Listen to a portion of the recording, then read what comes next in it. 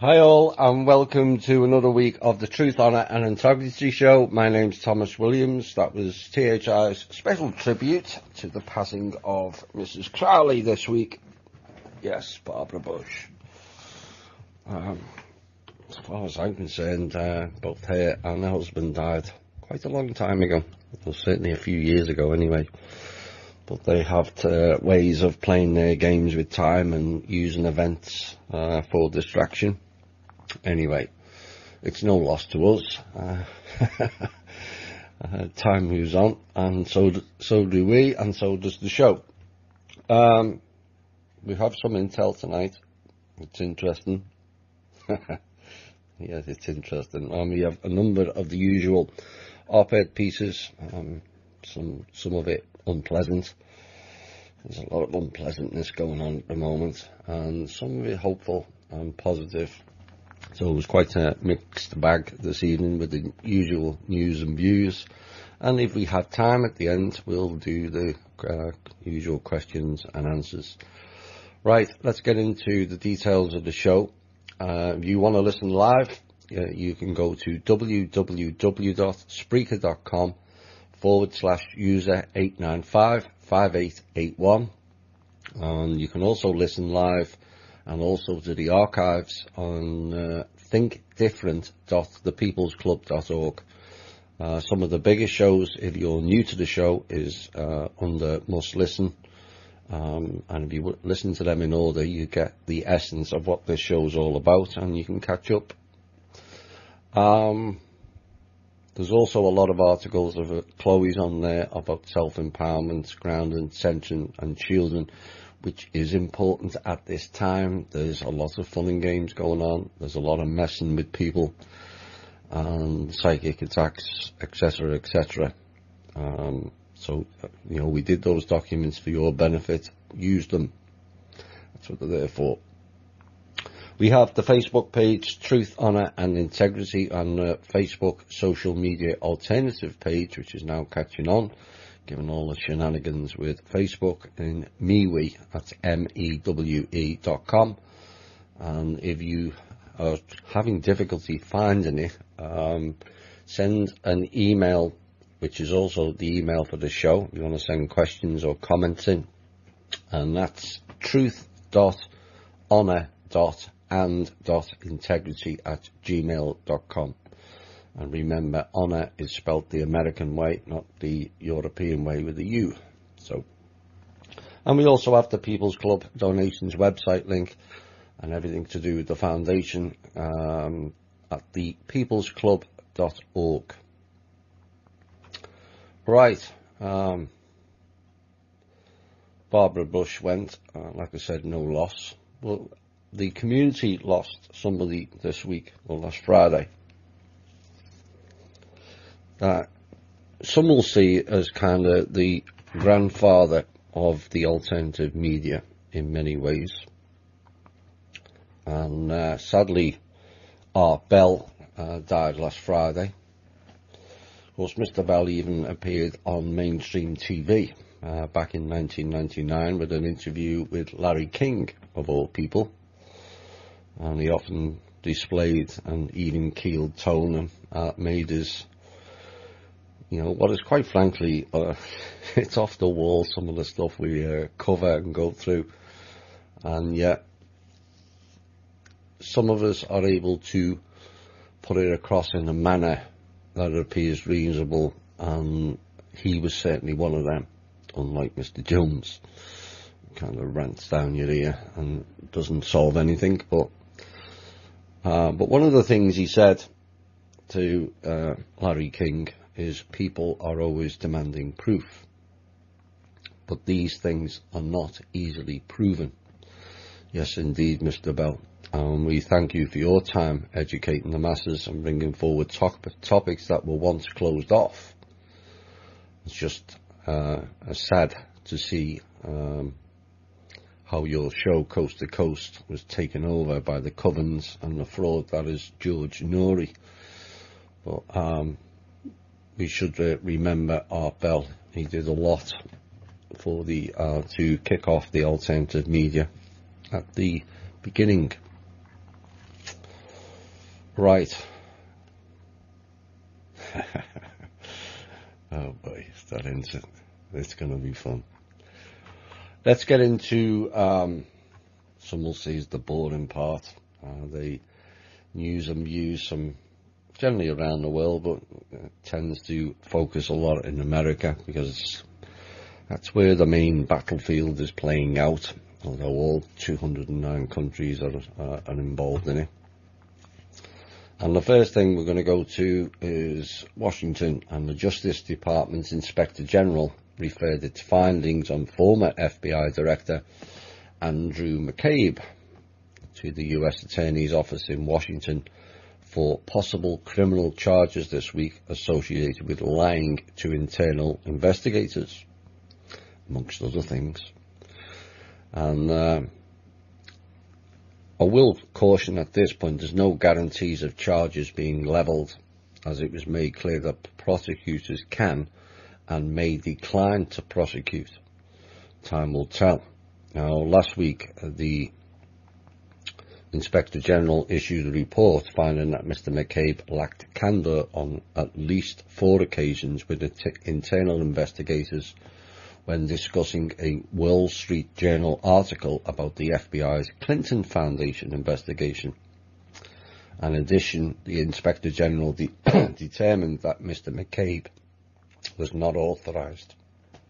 Excuse me. Mr. McCabe was not authorised to disclose the existence of the investigation because it was not within the department's public interest. There's that national security cop-out again.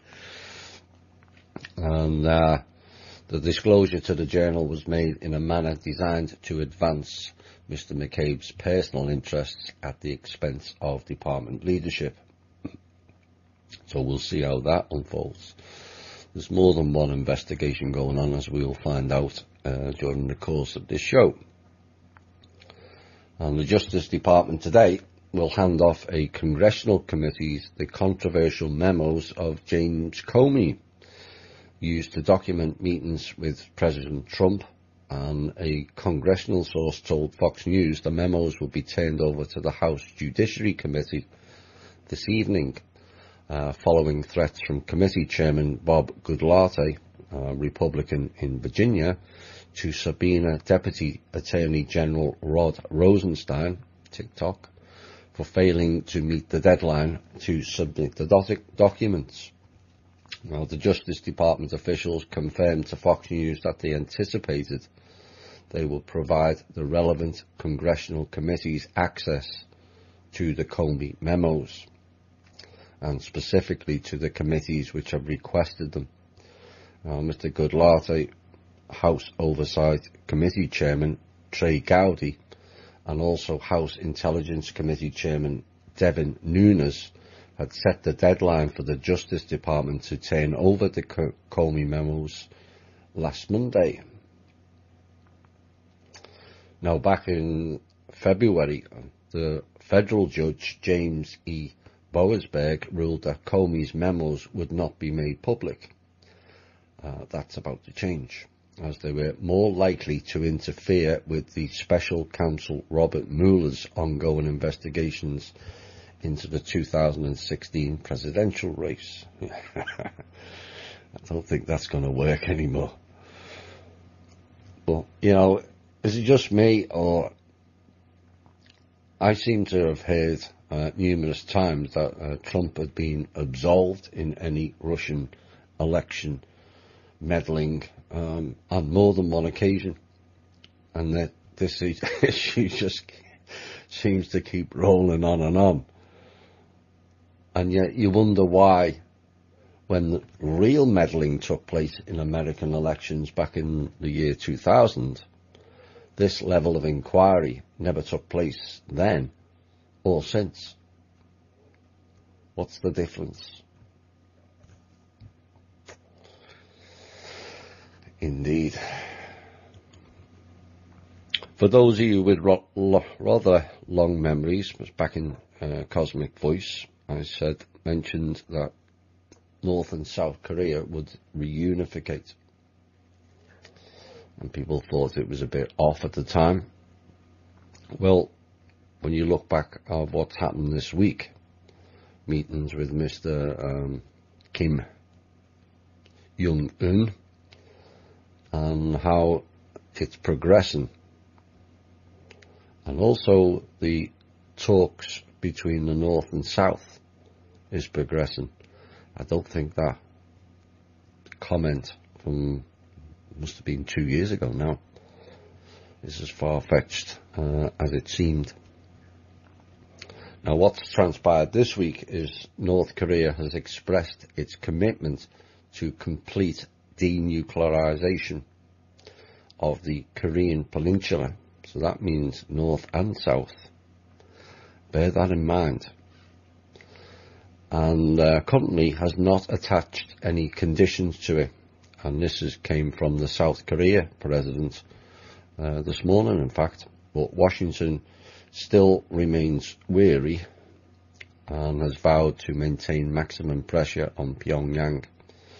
The South Korean President Moon Jae-in said agreements about denuclearization, establishing a peace regime and a normalization of relations between the Koreas and the United States should not be difficult to reach through a North-South summit which takes place next week, and a later summit planned between the North Korean leader Kim Jong-un and US President Donald Trump. I think they've already spoken a lot more than people realise. Mr. Moon said, I don't think denuclearization has different meanings for South and the North Korea.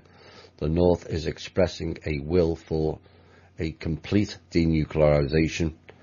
And Mr. Moon said during a lunch with chief executives of Korean media companies that Mr. Kim would step down with the nuclear weapons.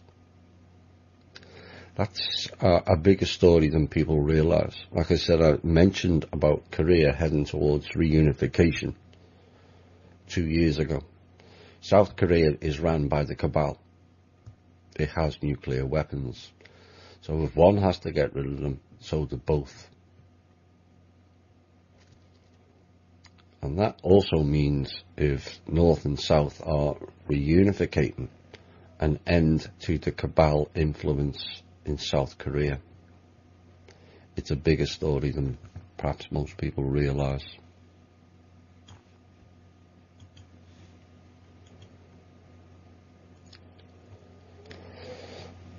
Show cutting out, no surprise.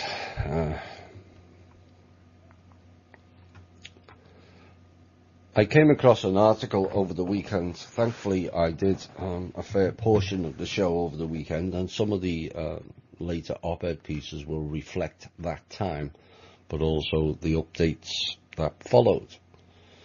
I've had a rather busy week, work-wise, and Bon Jovi concert last night, so it took a fair chunk out of my week. But I came across this particular item, and it's becoming a rising concern, and it's something that needs to be addressed, and hopefully it will. But the issue of rising house prices and rents in selective areas. I know it's not across the board, it's just in selective areas. And I do mean selective for a reason. Now, for the American listeners, it's already been highlighted of major issues surrounding California and San Francisco. But issues in Chicago, New York and Connecticut are also prevalent. On the other side, you have whole towns turning into ghettos or ghost towns like Detroit and the other manufacturing cities. But these issues are not just ascribed to America alone. And the article I read this week was about major issues in Sydney and Melbourne in Australia. And where it's only the very rich or the debt-laden so-called middle class who are able to live in a home of reasonable surroundings. So I checked out some of the average prices for these particular regions. Sydney, $682,000. Melbourne, $560,000. Los Angeles, $521,000. New York, $475,000. Manhattan, $1.3 million. Shanghai, $660,000. London, $670,000. Auckland in New Zealand, $675,000. Tokyo, and this was the 2016 data, so it's not been updated, $335,000. And Hong Kong, $1.86 million. I mean, how can anybody afford those homes with pay less than $30 an hour? Which is for the vast majority of people, with whole chunks of people being paid between $9 and $15 an hour, and some even less. Now, I could mention a number of other locations like Paris, Berlin, Rome, Abu Dhabi, Jerusalem, South Africa as well. But the question is this a deliberate ploy on behalf of global elites to force the useless, money-starved people away from pre-selected areas so they can live their self-serving lives away from the so-called rabble of society? It's easily done. But the key is what happens if they accomplish it? Could they possibly wall off the city like Westworld? Or dome all of the cities further so no intrusion is allowed by the lower classes? What happens then?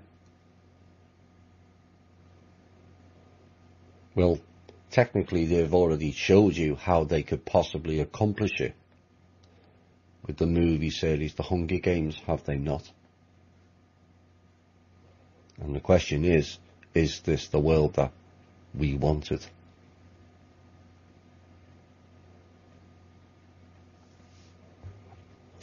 It's a rising and creeping problem where people are being forced out of certain geographical regions so that only the rich and elites can afford to stay there. California's the most obvious example. I warned of that 3 or 4 years ago. They were emptying it out for a certain reason.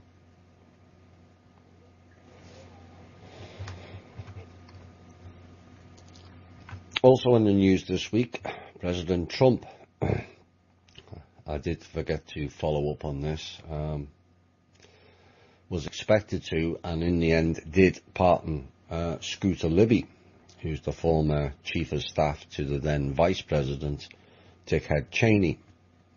Now, the President has reportedly already signed off on the pardon, which he did, and Mr. Libby was convicted in 2007 for also lying to the FBI. Everyone loves lying to the FBI. And apparently he was obstructing justice into the investigation as to who leaked the identity of the ex-CIA agent Valerie Plame. Remember all that? Some of you may not. But those of you who've been in it longer, you'll remember the furore surrounding that. It's funny how everyone is protective of CIA agents, is it not? Perhaps it's not funny. Well, I don't think it is anyway. Well, a big furore over the identity of a CIA agent. And yeah, the cover-up of pedophilia, satanic rituals goes on. But heaven forbid you out a CIA agent. Oh, that's not allowed. Anyway, multiple people at the time had claimed that Libby leaked Plame's identity to them after he had publicly stated he was not the source of the information.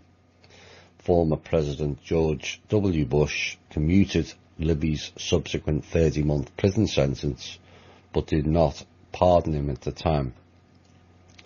Now, Libby marks Mr. Trump's second pardon of what is deemed as a controversial figure since he took office. He also pardoned former Sheriff Joe Arpaio last August after the former Maricopa County Sheriff had been found guilty of contempt of court after a Justice Department investigation found he racially profiled Latinos.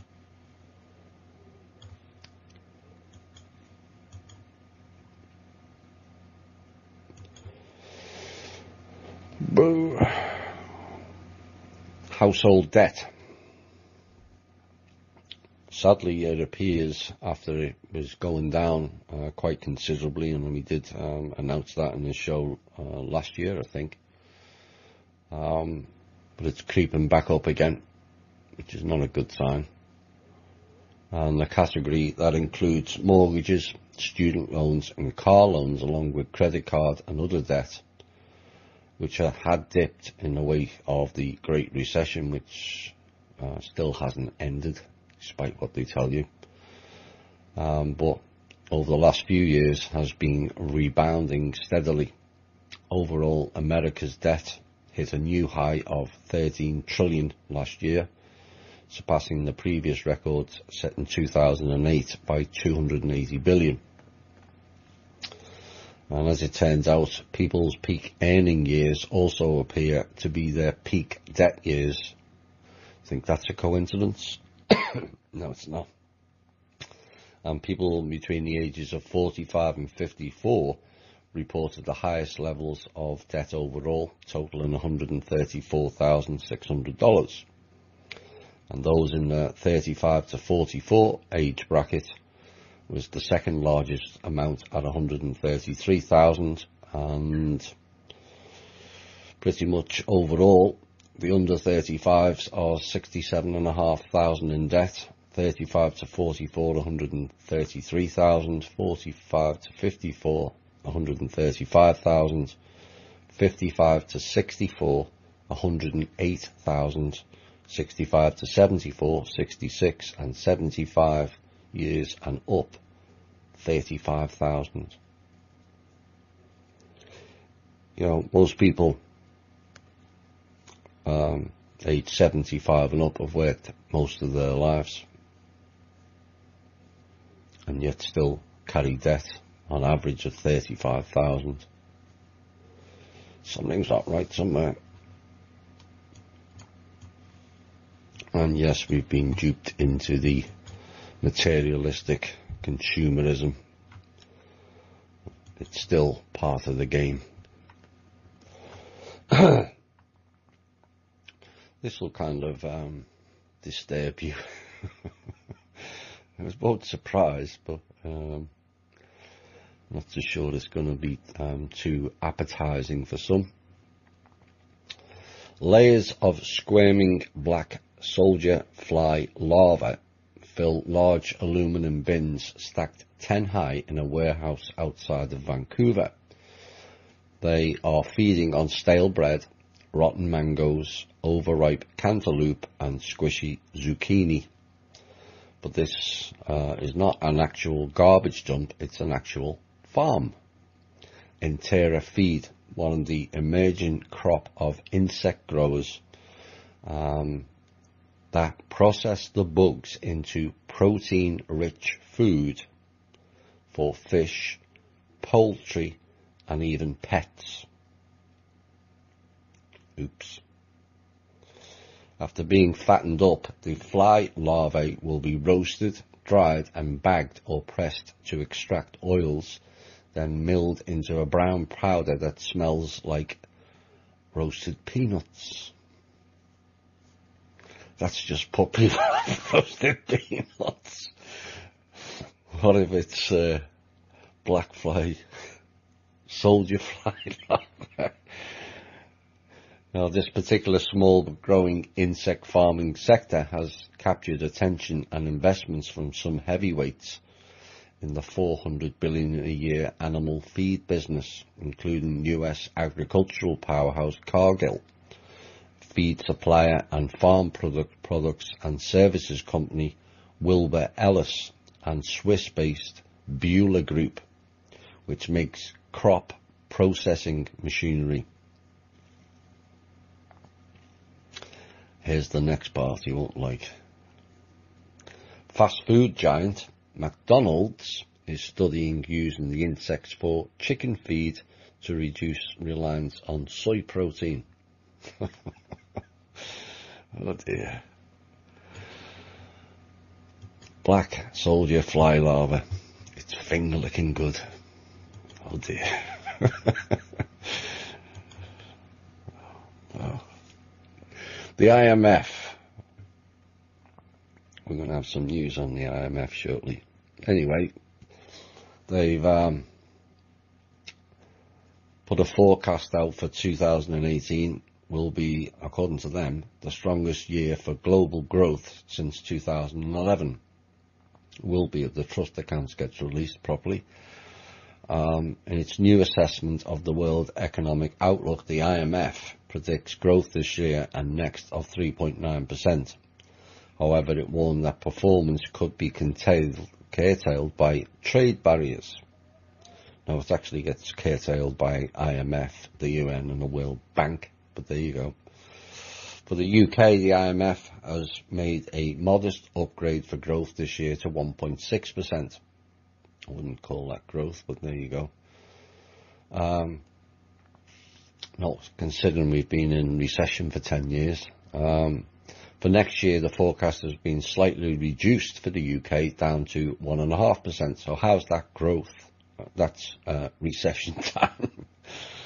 And the IMF report warned that the current momentum was not assured. Go figure. It lists a number of risks that could lead to weaker performance than its main forecast, including what it calls policies that harm international trade. And the report refers to a waning support for global integration, and it says increased trade barriers, tariffs or other restrictions could harm sentiment in financial markets. It could also disrupt global supply chains and slow the spread of new technology. They're having a laugh, aren't they? Protectionism also affects consumers by making tradable goods more expensive. So can corporate thieves. There you go.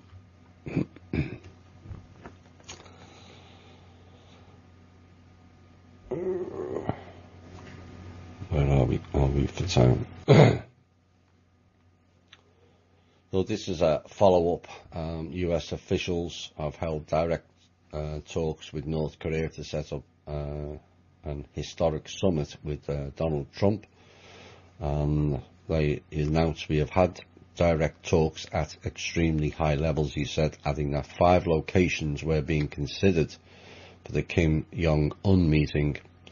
And he was speaking as he hosted Japan Prime Minister Shinzo Abe in Florida. Mr. Abe commended the US President's courage in agreeing to meet the North Korean leader.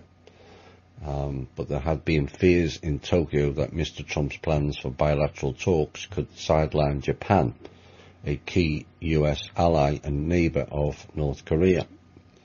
Well, Japan has to clean their act up also, because Japan, like South Korea, is a cabal, or was cabal, stronghold. These are the last 2 on the news items before we have a musical break, and they're both rather positive and another victory in a way for the alternative media, for all of us that have exposed certain things.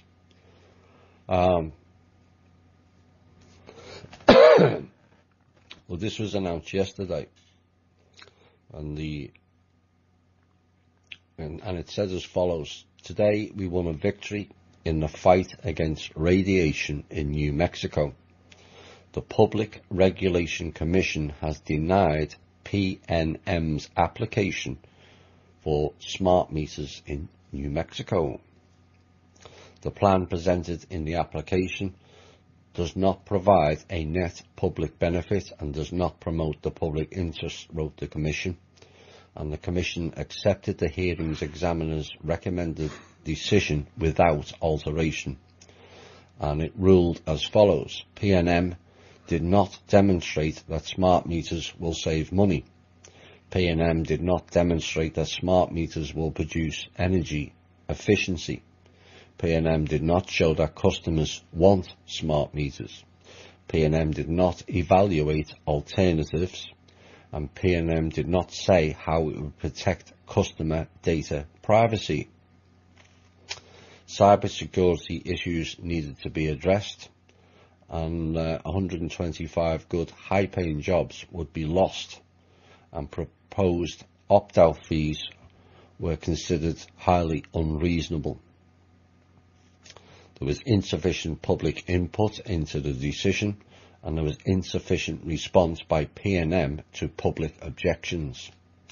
The evidence about health effects was discussed at length during the Commission, and customers who have strong feelings about the health effects of the meters should be allowed to protect their stated health concerns without a prohibitively high cost. The decision means there will be no smart meters in the near future in New Mexico's metropolitan areas, which includes Santa Fe, Albuquerque, Las Vegas, Clayton, Ruidoso, Tularosa, Alamogordo, Silver City, Lordsburg and Deming. I hope other states follow that path and have them either blocked or removed. Sadly, my synth of a sister decided to volunteer for one in the UK. See, you just can't help some people. But there you go. But they save money. You have to also kill you. Then you'll save all the money you like. Or perhaps you won't. Another thing that's been highlighted has come to a successful conclusion as well. Durham City Council in North Carolina has voted to abolish international exchanges with Israel, under which officers received military-style training. Oops. The council wants to prevent the militarization of law enforcement, and late on Monday, after a heated debate in the city council, the members voted 6-0 in what one of the activist groups, Jewish Voice for Peace, described as the first city to prohibit police exchanges with Israel. The group was one of those which pushed forward the move, together with the Durham to Palestine Coalition, a movement opposing police militarization in the United States and calling to stop supporting human rights abuses in Israel. The activists launched a petition in fall of last year demanding that the city authorities immediately halt any such partnerships with Israeli forces, and the council opposes international exchanges with any country in which Durham officers receive military-style training, since such exchanges do not support the kind of policing we want here in the city of Durham. So that's two examples of people power and largely the alternative media. Like we've always said, it's the people who have the power. We've just forgotten we have it. And if sufficient pressure is put on, even more so now than in the past, you can have things stopped. Look at how many countries have banned Monsanto. Again, that all started from the alternative media. Look at how the exposure of church and state with pedophilia all came from the alternative media. People deciding they'd have enough of lies and false narrative and stood up. It's all we have to do at the end of the day. Right, do I cover this now?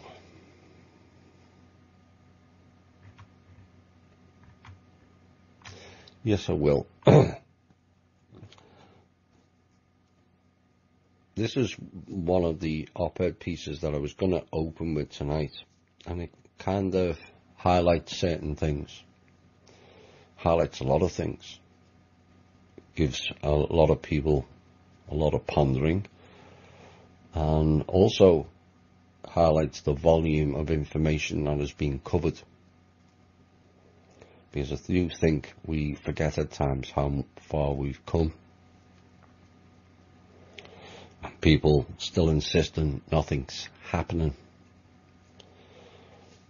But the highs and lows of being a radio show host and a speaker is 1 minute you're up and the next minute you're down. It depends on a lot on the information that comes in. The roller coaster ride that I predicted back in 2015 is on TR3B mode currently, as many will have decided for themselves. And sometimes it's a case of 1 or 2 steps forward, and what appears to always follow is 1 or 2 steps back, it seems. Now, I did pieces recently about proof and truth, and how no matter how much of it is given, sometimes it's never enough to some people. And yet we wonder how much utter shite they will allow or easily accept will also be never enough for the many. Well, tonight's show has so many possibilities of which way to go or which news to cover. Do we cover Trump's increasing allegations against him? Do we cover the latest hiring firings? Do we cover the rifts, the skullduggery, the propaganda, the actions of ill repute, and the mudslinging of both the FBI and the CIA? Do we cover peace treaties? Do we cover sovereignty?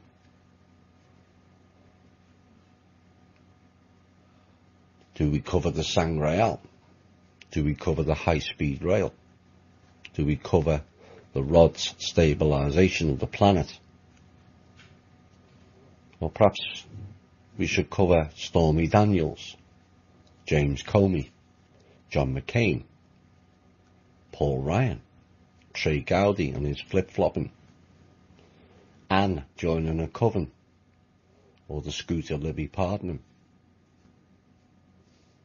Do we cover memos, leaks, emails, server issues?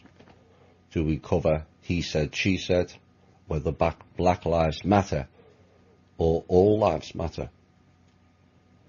Do we cover alleged Russian meddling in all things from elections, poisonings, Middle East, or anything else that can be pinned on them? Perhaps it was the Russians who messed with a former member's website and not me in the past week. Blame them. Do we cover UK crimes and the soaring death rate?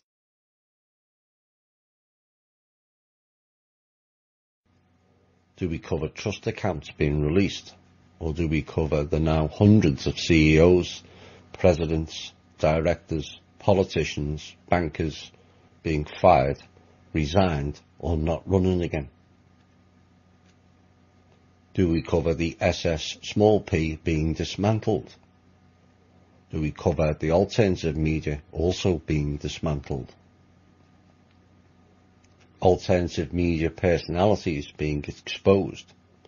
Do we cover followers of personalities defending their sources of knowledge in spite of, in some cases, proven allegations against them? Do we cover radio show hosts ignoring all previous allegations and continuing to carry on hosting that personality for the sake of his show and standing, and then refusing to speak to this host who warned him well over a year ago?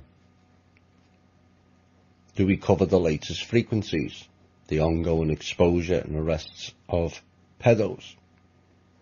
But curiously ask, why are the bigger names still walking amongst us? Do we cover the Manor World Holding Trust, Kim, sovereignty, trust accounts, or the 489 aspects of life under review for radical improvement? Do we cover Syria, Iraq, or Afghanistan? Do we cover time loops in general, or look at the time loop this week? Remission accomplished. Or do we cover the war, drugs, opioid crisis, sex industry, slavery, human trafficking, harvesting, organ harvesting, ritual abuse, torture, or adrenochrome? Do we cover failed RVs, Chinese elders, Rothschilds, Bush cartel, Clinton Foundation issues? Do we cover Parklands and the fact that the cop in that region who spoke out against it mysteriously died last week, aged 42, with no health issues? Do we cover Las Vegas still? What about Sandy Hook, the Pulse shooting? Or do we cover issues surrounding Debbie Wasserman Schultz or Huma Abedin? Because if rumours surrounding her and Anne in a video are correct, the public must take actions. Do we cover ongoing issues of chemtrails, vaccines, homelessness, poverty or foreclosures? Do we cover SES, Serco, Blackwater or Z?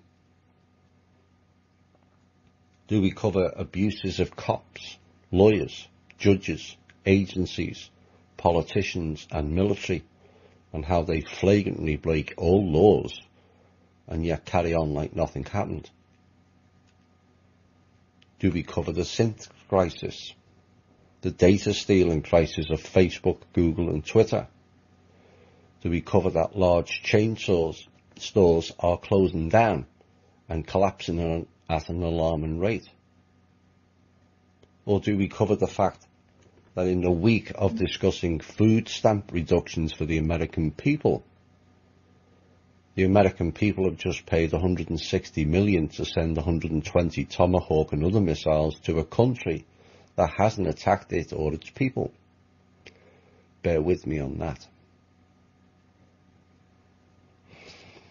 Or do we cover most of them failed to hit their target? Or do we cover White House stating its goal to end ISIS, but just wanted to carry on and remind Assad, who's the boss, at our expense?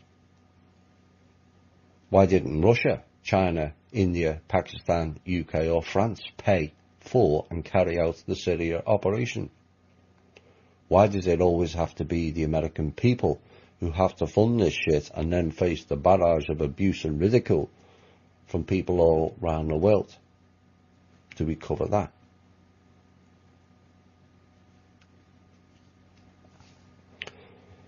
Do we cover 17 years in Afghanistan and mission not accomplished? Do we cover the convenient sidestepping of the Nazi base in Virginia when all focus is finally on the giant elephant in the room suddenly being sidetracked onto everything not Langley? Do we cover time loops, two worlds, masks of illusion, the council, ETs past, present and future?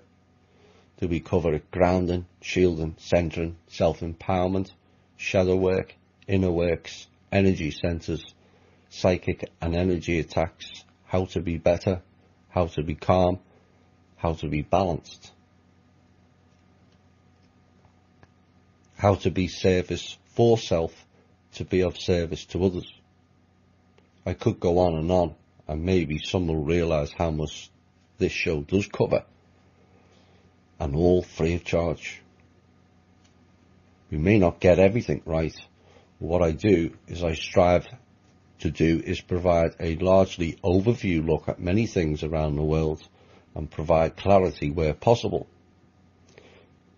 giving hints where possible of what to look for and what to expect, provoke ponderings to make you expand your own thinking, consciousness and understanding, preferably in a rational, calm and balanced way, so that all levels of learning have a hope of getting their heads around what is a monumental mess.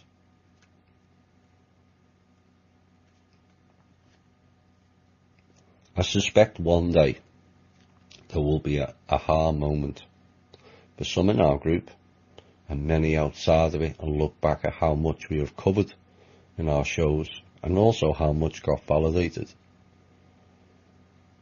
It is now noticeable, clearly noticeable to a number of members, how much of our show has been lifted from and transplanted into many blogs, forums and shows. And from my perspective, at least the information's getting out. That's more important than who delivered it to me. So I hope you realise there's a lot to cover. A lot has been covered and to keep up with. And perhaps people should remember that with the questions for the show. I do have a full-time job on top of all this, and there's nothing worse than putting out stuff numerous times in the shows and have people ask the same question over and over. The shows are not for my benefit, they're for yours. How much you learn or retain is ultimately down to you. We're going to have a music break now, and we're going to come back with some intel. Perhaps the title of this song will be... Hi all and welcome back. A short music break, just the one song by Rachel Keys, called Bring It On. And if memory serves me correctly, though it's been a bit scrambled this week with so much going on, I think that was the daughter of one of the members. Shout out if it was you that sent it. I know somebody sent me it, but I get sent all kinds of things, and most times I can remember, but not always. Bring It On.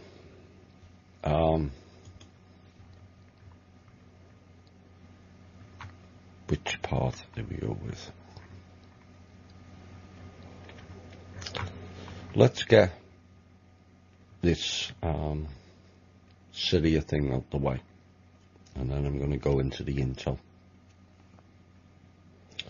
Now, you got to remember, this was written on Saturday, so it's fairly fresh, and at that point, certainly intel hadn't come in. So, for those of you who like to react any criticism of Mr. Trump, please bear with me. I still have to call things as it is, as we see it. And this is the difficulty we face at the moment for those of us who are in the information stream. But I always provide balance. And my reaction to what took place in Syria basically caused this piece. Now, a quote: who said the following back in 2013? We should stay the hell out of Syria. The rebels are just as bad as the regime.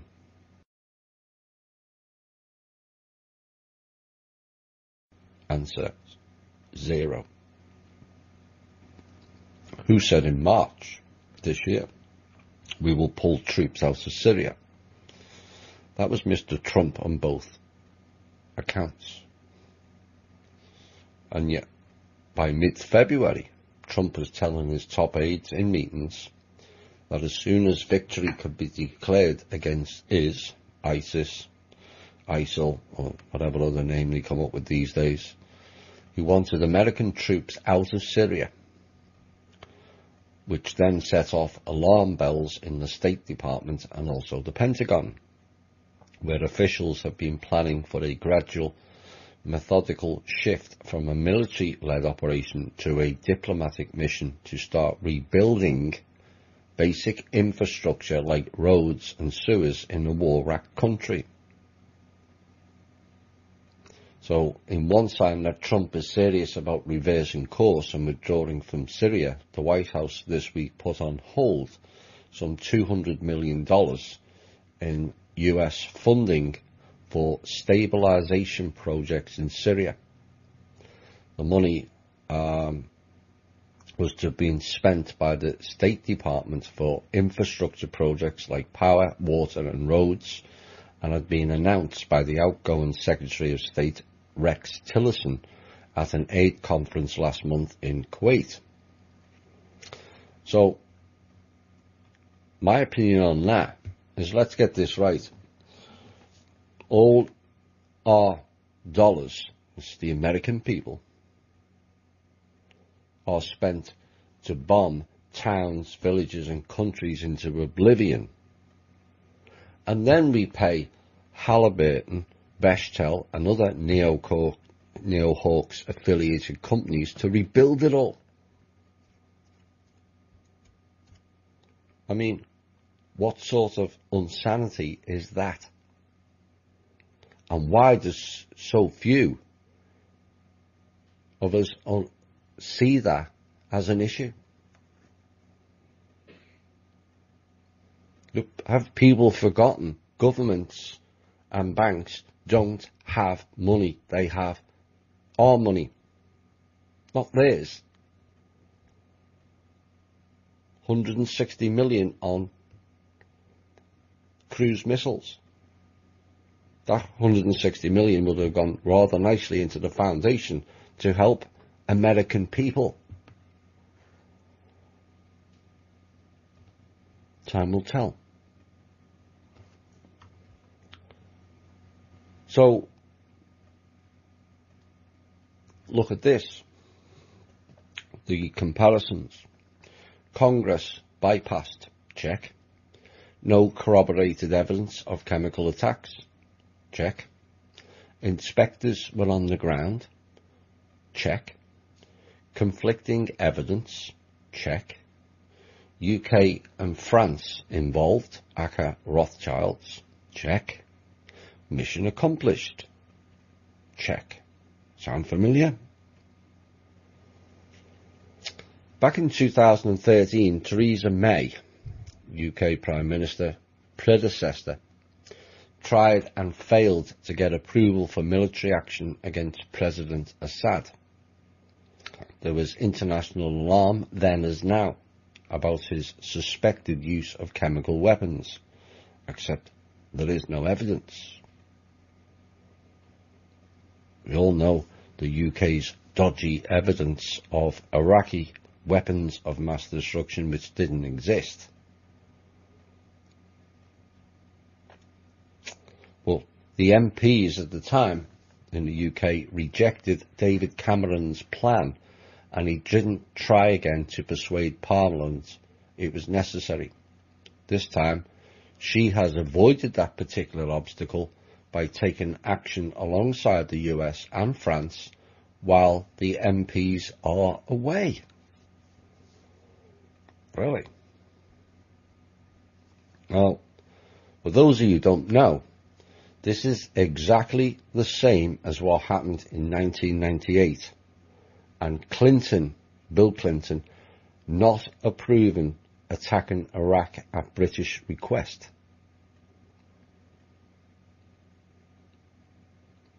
And what? The comparison is eerily coincidental, or perhaps it's not. Out went David Cameron, who wanted to attack Assad, and in came the Nazi Theresa May. Out went Bill Clinton, and in came the Nazi sheriff, George W. Bush. And while we're on the UK, the nerve agent poisoning issue that has been pointed at Russia has been identified as a B0 Z toxin and is produced in the UK, not Russia. It's hypocrisy at its finest.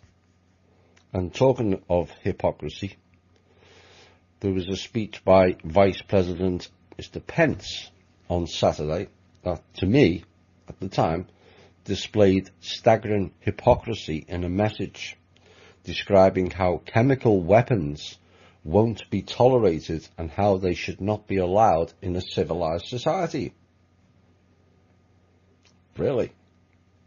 Let's remind ourselves which two countries supplied sarin, chlorine, VX, phosgene and various other nerve agents to Iraq, Iran, ISIS, Hezbollah and Hamas. And also, which country used Agent Orange not only on the Vietnamese, but their own troops? Yes, America and Britain. But if chemical weapons are such a problem to Mr. Trump and Mr. Pence, I'm wondering when American bombers, along with UK and French bombers, are going to attack all DARPA facilities. Because if there's such a problem in one country, there's such a problem in every country. And not only rid ourselves of these awful chemical weapons, but actually save the American people money that costs $3.44 billion a year to run and operate DARPA.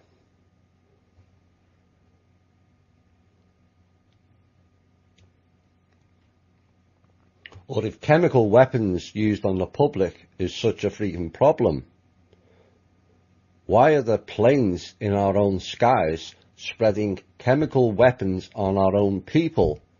And why hasn't that issue been resolved? 15 months Mr. Trump's been in there and it's still ongoing. Why isn't it being addressed?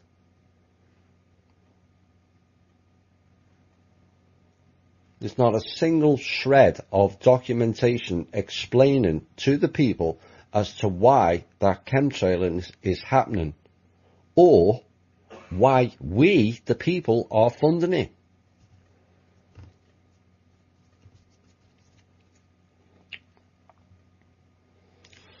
And this is further evidence of staggering hypocrisy.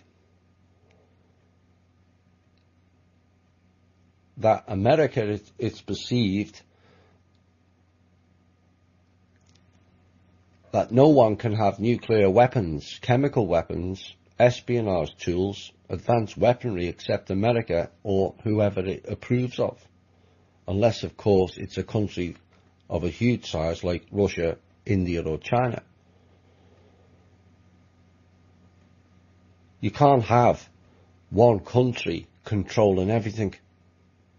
Because if that country becomes corrupt, which it has been since day one, practically, courtesy of the British and the Dutch and the Rothschilds,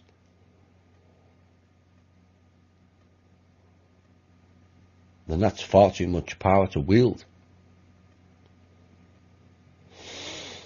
Now, Mr. Pence said him and Trump were proud of what they did in Syria. Time will tell on whether there was a alternative viable reason for doing that, which I will cover at the end of this piece. But proud would not be the word I would use. I would use the term cowardly, criminal, hypocritical, embarrassing, non-sovereign, abuse of power as more appropriate terms. Proud indeed. There's nothing proud or brave about firing missiles from hundreds of miles away with no guarantees of where they're going to land. I'll tell you what would make me and the public proud.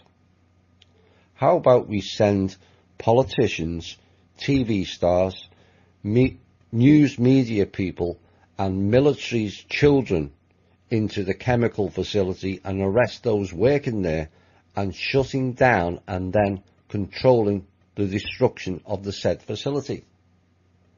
How about we try that? That would be something to really be proud of. But as Mr. Pence said, chemical weapons have no place in a civilized society. Then get rid of DARPA.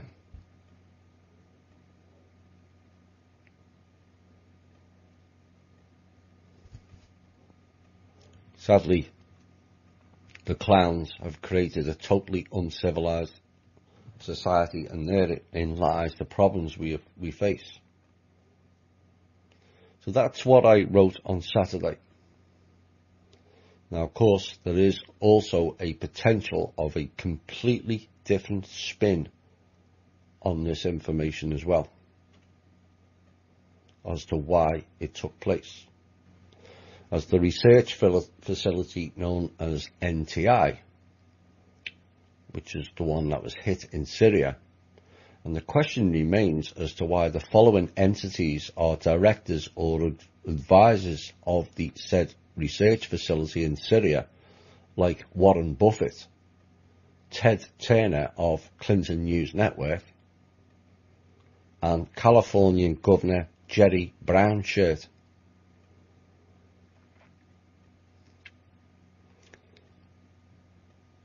That news could be, if proven, could be rather significant in the near future.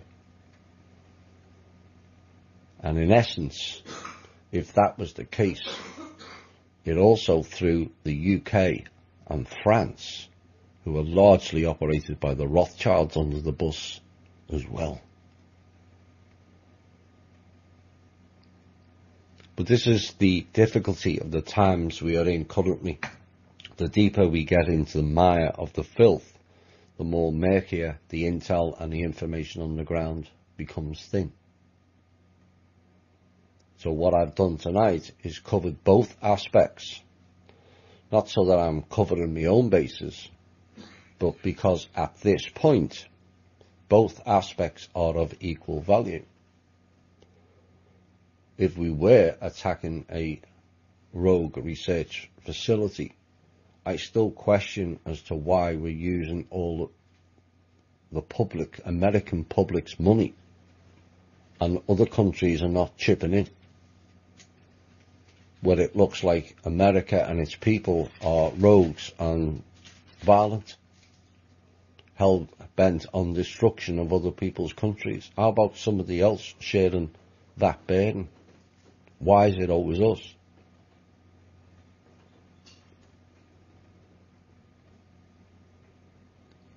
As time moves on, it will, as I suspect, become a lot more clearer as to what has taken place. I hinted last week there was a possible hint at Trump being corrupted in some ways by certain groups, the factions. There's a lot of threats going on. Sometimes in war, you have to make decisions that doesn't suit you or your overall agenda. But eventually, sometimes it's best to lose a few battles with the ultimate goal of winning the war. And speaking of Mr. Jerry Brownshire, yes, I know it's Jerry Brown, well, he is a Nazi. I see he's now relented and allowed the National Guard in California to administer border duties. Perhaps that was a response to the research facility smash. Time will tell. Right. Let's get into the intel.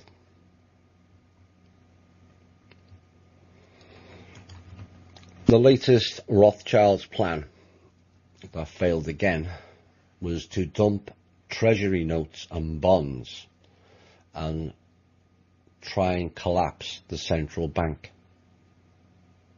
plus enhance their own missions.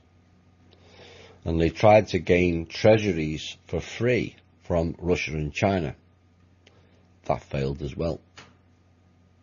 Then they called the Treasury, or the treasuries that is in one of the Fed accounts, Federal Reserve accounts, but that was stopped as they couldn't prove that they owned the said treasury notes. Oops. Now the reality is the Rothschilds own nothing of note anymore. Zero. And more governments and more high profile people are finding this out and are beginning to believe.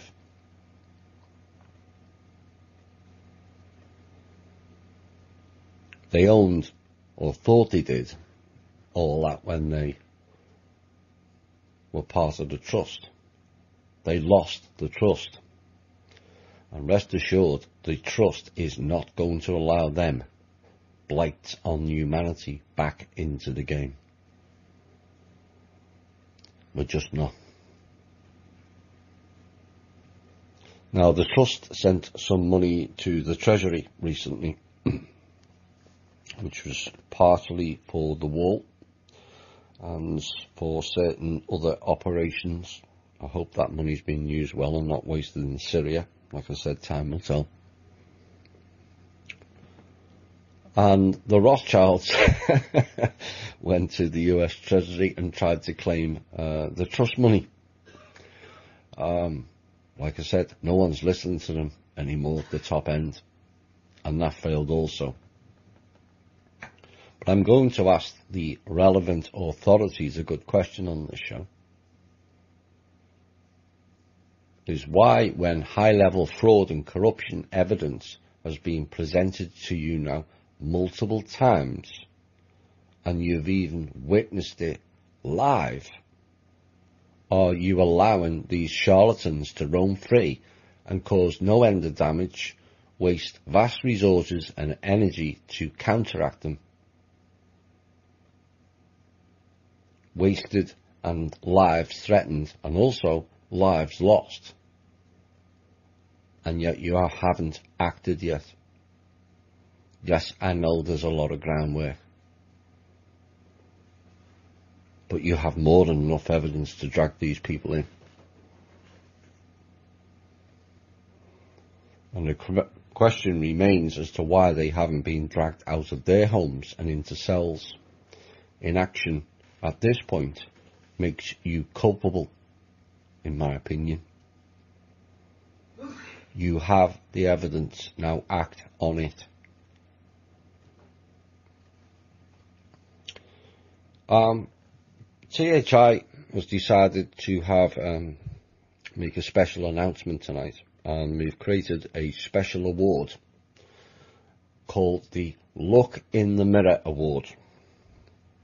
And our first winners of that award is the Rothschilds, following their attempts to ring everyone in the past 48 hours, anyone who is anyone, or everyone who is anyone, and tell them Kim and the Trust are frauds. So, congratulations to the Rotten Children on our Look in the Mirror Award, and we will forward that award to you, onto you, into the prison cell you will be stationed in when you arrive there.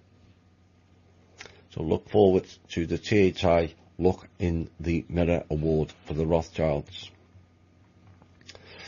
Next one. Yet again, several hacking attempts were observed on the trust accounts in this past week to activate Operation Stupidity, more commonly known as the RV. And talking of the RV, apparently now it can only be signed off on by Mr. Obama. Like everyone's going to listen to him. You'll have to laugh. So you RVers who still follow that type of bullshittery will have a long wait for that, trust me. And Mr. Obama I hear your latest attempt to steal Philippine gold never worked out too well, did it? Oops. Seems the title of Pindar doesn't come with the guaranteed results anymore like it used to. It certainly seems to come with bucket loads of stupidity from the occupants, it seems.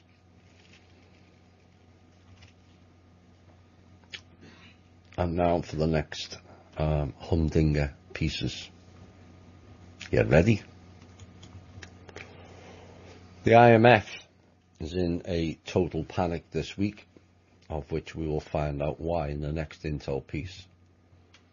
The IMF has been threatening all central banks, presidents and prime ministers this week as a full-on investigation is now being undertaken to find any central bankers or ordinary bankers who have taken bribes from the UN, the IMF or the World Bank.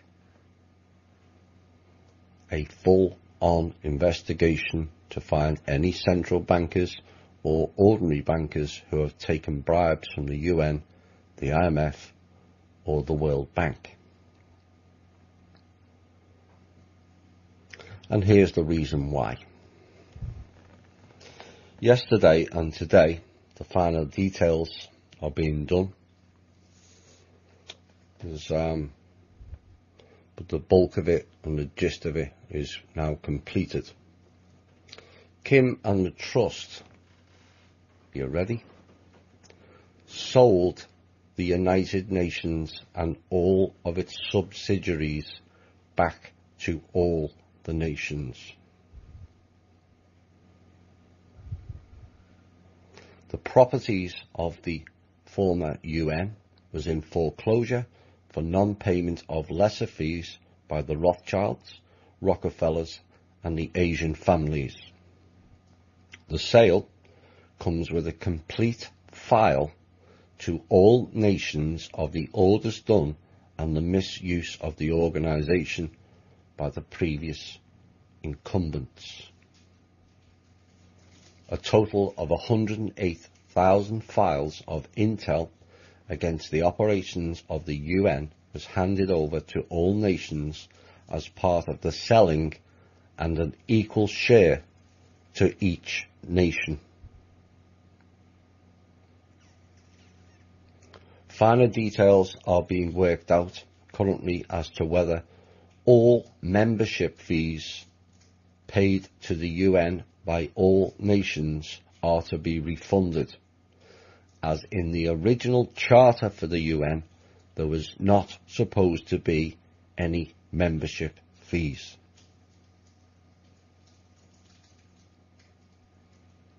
Of course, the USA people paid the bulk of the fees, just like NATO and every other war or operation. So what does this mean? Well, it means the next time the IMF or World Bank shows up at any central bank or president or prime minister's door demanding anything, they have the full right to turn around and tell them, we own you and you owe us X amount of dollars. Oops.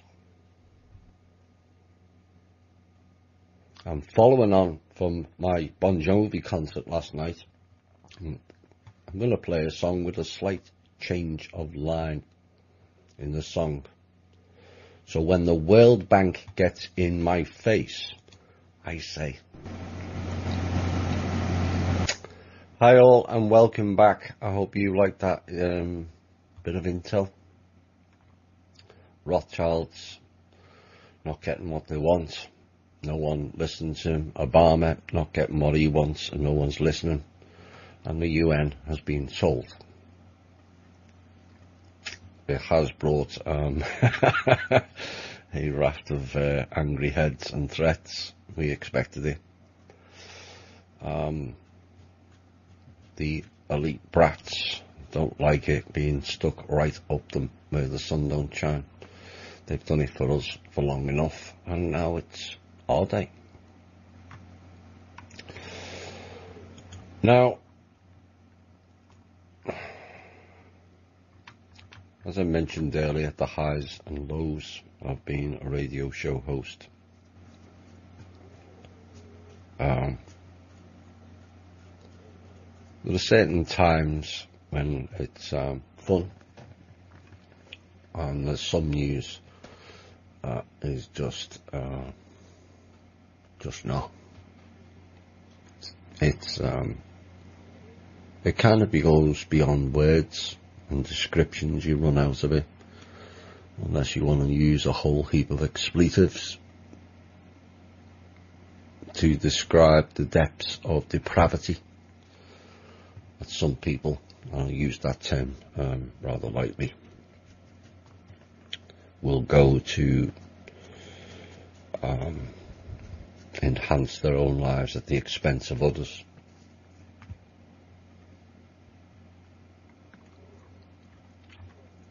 But I observed a few things over the weekend that kind of leaves you sick to the stomach. And a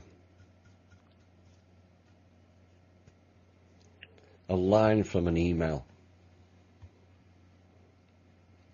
Please bring my hammer and toy I like to use to Comet ping pong tonight. Swing by the office and grab my inhaler. Nothing gets my heart going like a sacrifice night.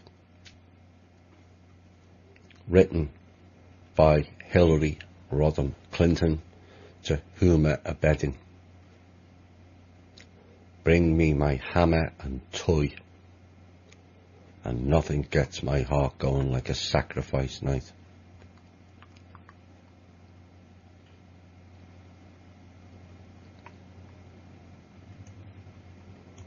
Now,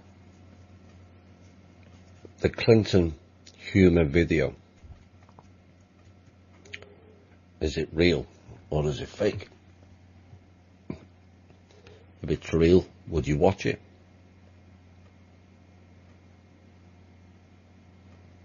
If real, it is beyond comprehension.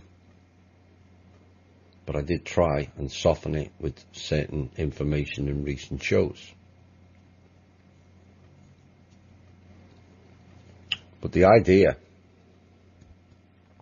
that someone would fillet the face skin off a young child and then wear it like a trophy in front of the still alive girl is beyond depravity. In fact, it's beyond words altogether. And then extract adrenochrome whilst the child is in total fear mode for their own sick needs.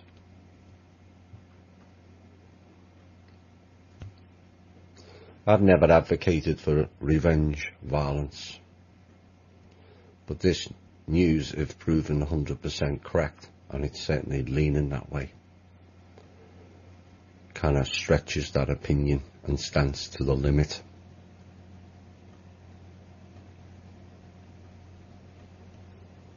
I understand many would want to repeat that behaviour on Anne and Huma, but the question is, should we stoop to their levels of violence and depravity?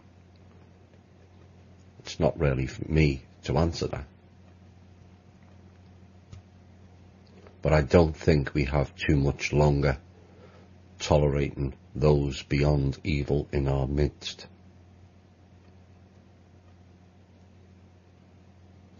And also now you know why no one from the off-world wanted them either.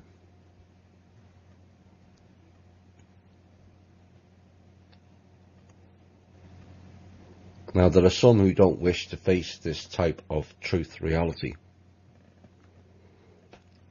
The idea that you can get a young child and skin its face off while still alive and cognizant.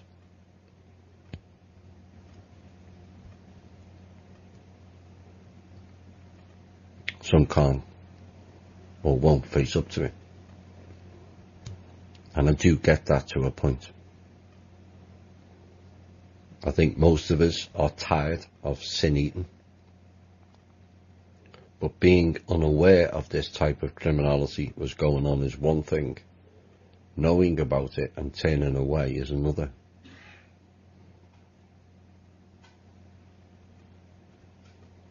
Those children who have suffered terrible and awful ways of torture to create maximum fear did not have that opportunity to just turn away.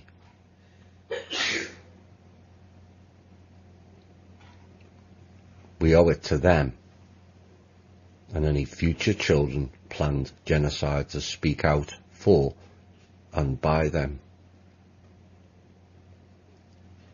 It's our duty, I feel.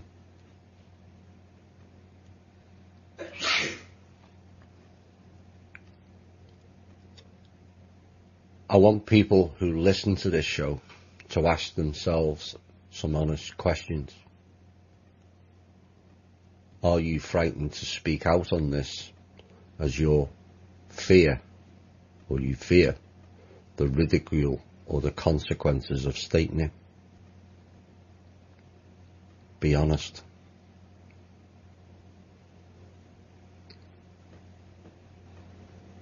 And now imagine if that was your child being tortured, filleted and organ harvested. Never mind the sexual abuse. What would your reaction be then?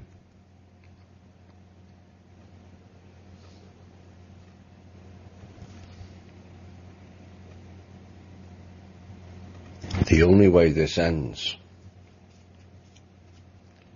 like the Monsanto being banned in loads of countries, the stopping police becoming militarised, stopping smart meters,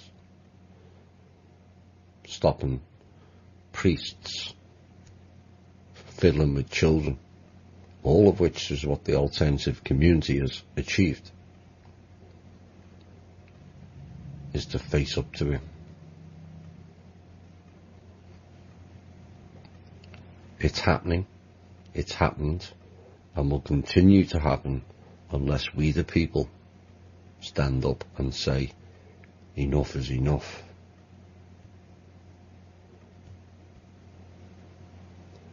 Bollocks to the people who don't want to listen. What you're doing by disseminating the information, you're handing over responsibility to others.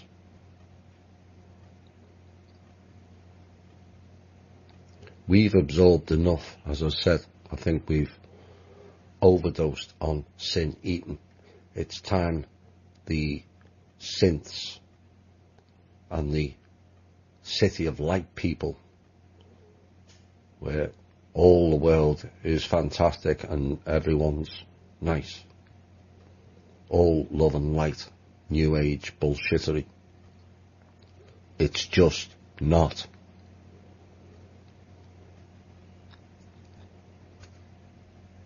And so by putting the information out, the reaction is irrelevant. What you're doing is passing responsibility to as many people as possible.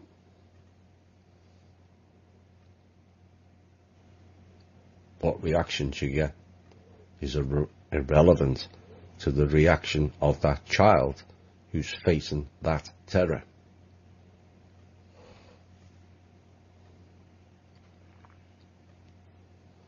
And if people want to go away and completely ignore it because it's not their child or it's not their family or it's not their friends, to me, are culpable in mass genocide. I'm not going to mix words. Culpable. Because if you are told about it, and you choose to ignore that level of depravity and sadistic, satanic behaviour, you are condoning it. That, in my eyes, makes you culpable.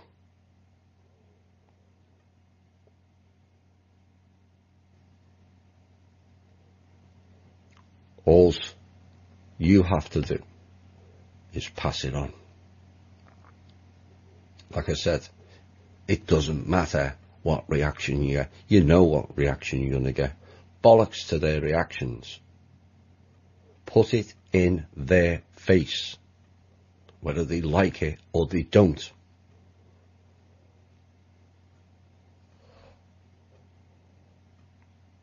And remind them of their responsibility.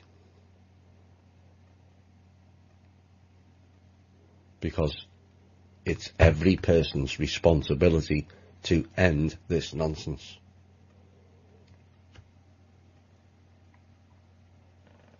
Now, I've covered organ harvesting a number of times since THI, the Haitian one, and also spoke about the Syrian issue last year.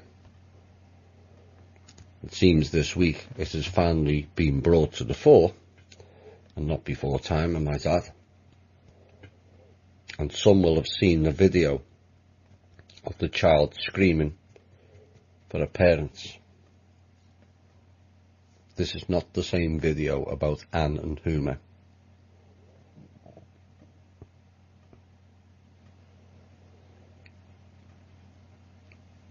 Her parents were being organ harvested right in front of her, and she was also killed.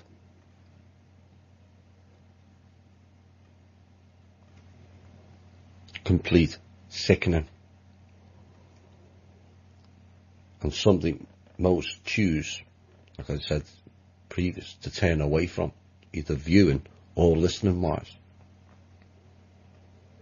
You just cannot continue with that level of ignorance anymore. We just can't.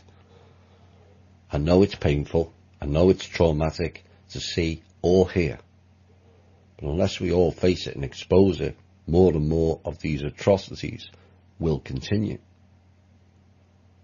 Now, much work is being done globally to stop it. There's numerous arrests. I posted a site of like a trafficking site, and there's people being arrested by the hour in every country. Cells of traffickers and prostitution rings being broken up on a daily basis. Now, organ harvesting is one of the main reasons for the war. Central and South American countries are and have been turned into a cash spree zones by degrading people's lives and forcing them to flee into trucks that they have to pay their whole life savings just to get on those trucks, only to find the death trains, death buses, all very reminiscent of the Nazi death camps in World War II. And people thought they ended there. Nope. Courtesy of Operation Paperclip and Overcast, we imported those same sadistics to run amok in this country as well. Of course, it's kind of gone into overdrive over the last decade or so, with engineered weather events, engineered earthquakes, engineered famines, and engineered biowarfare events. Alongside war on terror, that is spelt T-E-R-R-A, not terror. It's war on terror, as in war on us. It's a play on words, which is why the war had no ending. Remember Mr. Rumsfeld? And what that's done, it's led to an enormous upheaval of people from their homes and into migration status. This fills two agendas. One, particularly in the Middle East. It sends them into Europe to collapse European economies so the Asian families and the Rothschilds can dominate financially for the next 100 years. And it also served as removing as many people as possible from the Caliphate region. I first warned about 5 years ago. I read about it in the 1990s. And it's all about the so-called gods trying to reclaim their former land and build a wall around the whole area. People didn't like that idea when I put it forward back then, but I think many are now trying to see it potentially unfold unless actions take place. Maybe the Syria action was one of those to prevent it. Yes, the area known as Israel is prominent. The name tells you that. Isis, Ra, El. It's all about the gods, you see, and their chosen ones. It's funny, the Anunnaki were also self-titled as the chosen ones as well. Wonder why.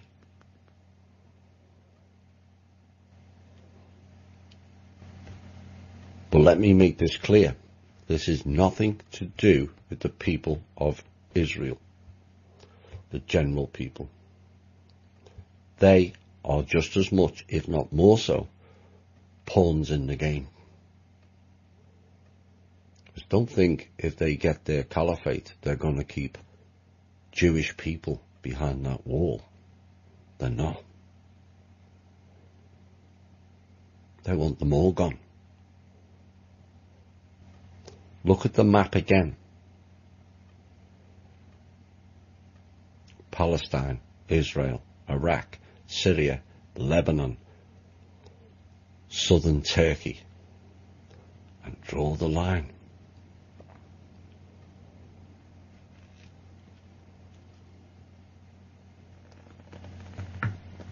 Unlike the MK Ultra style program members, some of which we have in the community, keep telling people, or they're told, they're special.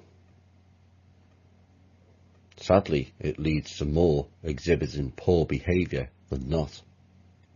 Being told that you're more special than others. Plays into the ego and goes to people's heads. Give them a simple title and suddenly they think they can goose step over everyone. All bow down to the king. No. All bow down to nobody.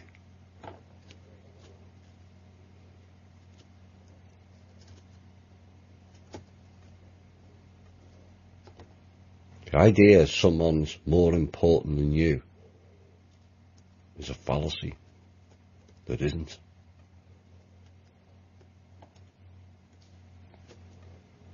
And the day people stop giving their power away, will be a day that this planet becomes totally free.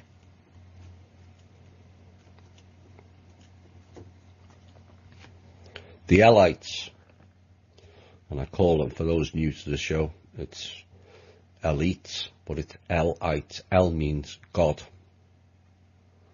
Isis, Ra, the solar god, and El means God. That's where Israel comes from.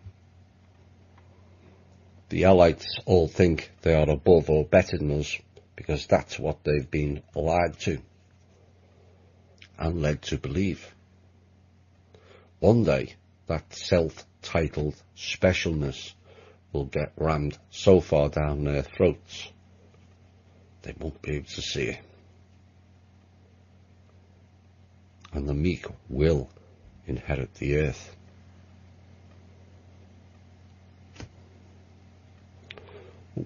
But whilst some are now getting knowledgeable about harvesting and how they achieve it, there is one category of people that has been left out or overlooked: the homeless, or some call them the street people. Easy targets, as very few people are bothering to look for them or after them. Otherwise, they, by and large, wouldn't be on the streets. Remember last year? I know many will have forgotten, because there's that much to cover, that much to remember. During the hurricanes, of all the thousands of disappearing homeless, where are all those people now?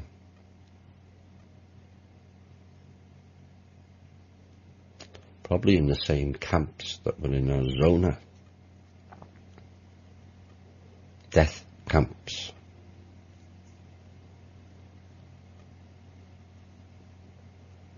And you think this is a new phenomenon of organ harvesting? There was a report back in my hometown in the UK in the 1990s of not only homeless being taken, but people passed out drunk on the sidewalks, only to wake up in bandages, blood covered, and missing a kidney. Many thought of it at the time as some sort of a prank or practical joke, as it's barely believable. Someone stealing a kidney. Well, when those kidneys sell for between $90,000 and $175,000, suddenly it's not so unbelievable, is it? As people will go to desperate lengths to make money. But the reality was, it wasn't, and it isn't a prank. It is real, and people should leap over the control boundaries of what is believable and what is not. Society itself has dictated what is normal, believable, fantasy or fiction, which leads to closed minds and a wall-off of the truth. Now we've learned of its reality, let's not wall it off again because we can't handle it. One day it might be your child or family member that's been filleted, organ harvested or trafficking.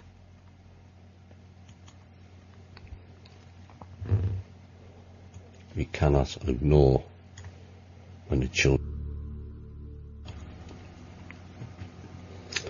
White Line and When the Children Cry. I'm hoping that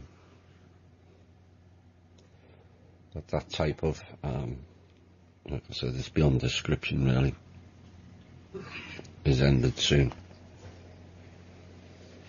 There's more than enough evidence. You know, even if you just take them off the streets and wait for the evidence. You know, they often arrest people on suspicion. Why can't we arrest these when there's more than suspicion?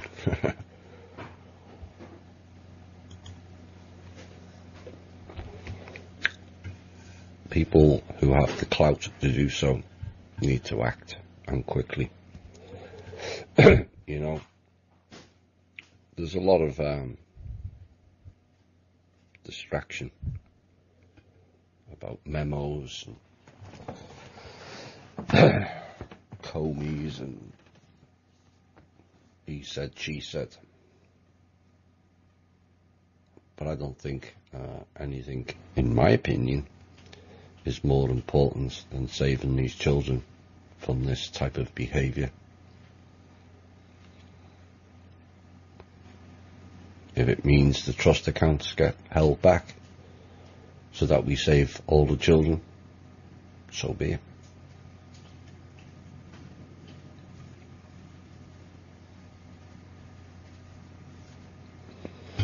We had some alternative media news now. We had a return of the famous or infamous, depending on your opinion, Gene Haynes this week with a narrative in reference to Neil Keenan, David Wilcock and Michael Saller.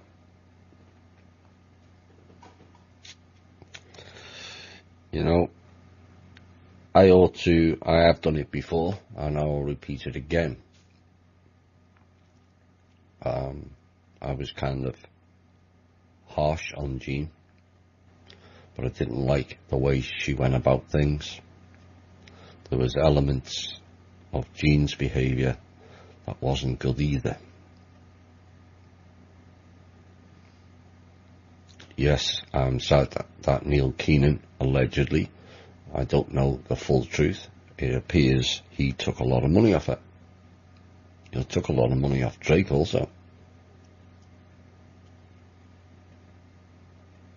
But Jean thought she could buy the love of a married man. That rarely works. That was Jean's goal. And she was also promised a string of salons in her name in every state. That's service to self.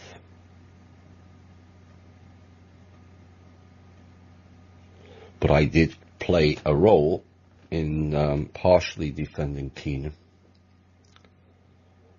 And so I have to hold my hands up to that. And it probably caused some unnecessary grief to Jean and Denise, and I have to accept full responsibility for that, and I will. But there was extenuating circumstances surrounding what took place in Cosmic Voice. I went against my own intuition. In the October of 2013, I'd only been a show host for, 3-4 months. So I was kind of new. You know, and when you first get into this, you get into, you know, I'm on the same show as Drake and Tanath. They were kind of well-known figures. And then you realise, when you stand in your own sovereignty, to know better, bigger than you are. And I warned Drake in October that I thought Keenan was rogue. And Drake turned round and said he had vetted them and not to worry about it. He's good, okay. Well, like I said, I was new. But Keenan didn't make sense to me. And the minute he announced he was the M1, which is more bullshit, and then it is telling people he needs 20 grand to go into the vaults. The M1 paying to go into the vaults, and yet people fell for it, including Jean.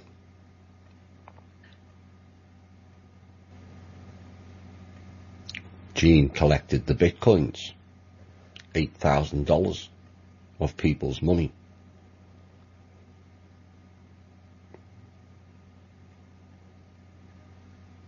That wasn't Jean's money, that was the people's money. And yes, it ended up in Keenan's pocket.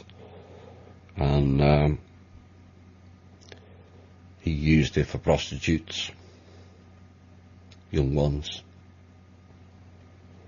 and copious amounts of alcohol. I was personally witness to some of the behaviour of Neil Keenan and his team. I watched Neil Keenan drink a whole litre bottle of tequila in roughly 20 seconds and then smash the bottle on the hotel floor. Deliberately. That's the type of behaviour Neil Keenan exhibited. What I didn't know is the money he was drinking was Drake's.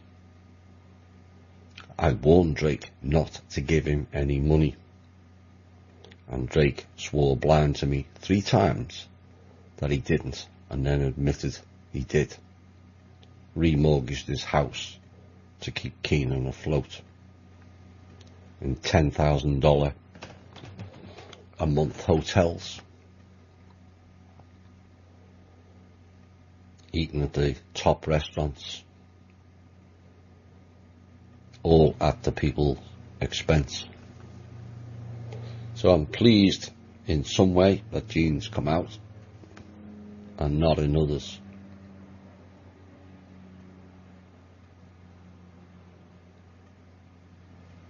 Because she also played a role in it. She went too early with the information. Once it became clear that Neil Keenan was not going to respond to her advances, that's when it went sour. Nothing to do with anything else. Keenan had a 47-year-old wife. Why would he be interested in a 70-odd-year-old grandmother? He was only interested because she had money. And it is sad. And I'm hoping one day she will get her money back. But I'm not entirely sure that Neil Keenan's still alive. The original anyway. Well, it remains to be seen what Gene has to say, whether it's relevant or not. In light of what's going on now, I don't think it's particularly relevant. And there's also been a mention of Corey Goode. Now it's coming up to conference time again, spitting out a whole pile of shit, basically, and promoting a guy called Gerald O'Donnell. More money. And apparently Mr. O'Donnell does remote viewing courses. Mr. O'Donnell worked for the agencies, and he's charging 174 or 447 for remote viewing courses. Well, Mr. O'Donnell, I remote viewed your courses and found them to be a whole load of bullshittery. Okay.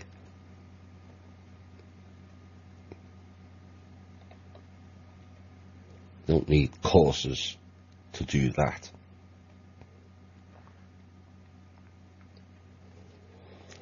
And we have to be careful, and self-included at this point, of spending too much focus and energy on the likes of Wilcock, Corey, Keenan's. They are low-level pawns, and their exposure could be used against the alt media to take the focus off the bigger picture. I think that's what's playing out here. Wilcock, Corey and all the others are getting exposed, so people focus their attention on those reprobates and forget what's really going on in the world. The high-end game is now in play, and the focus should be on that and not low-level coven operators.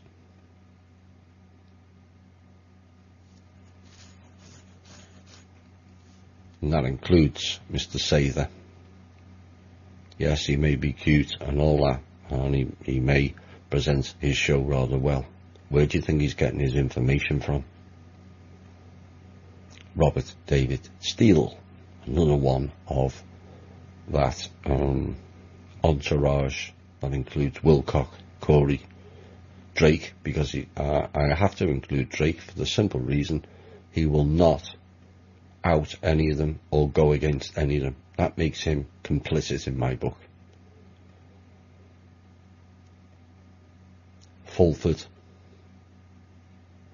Another one.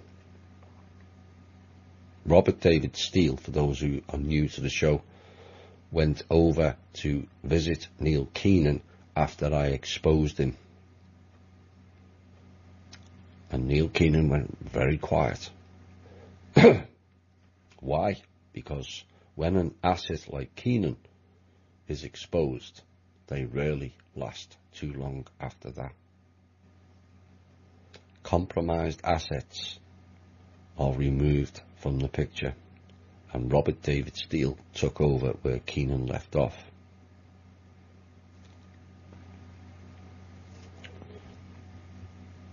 So,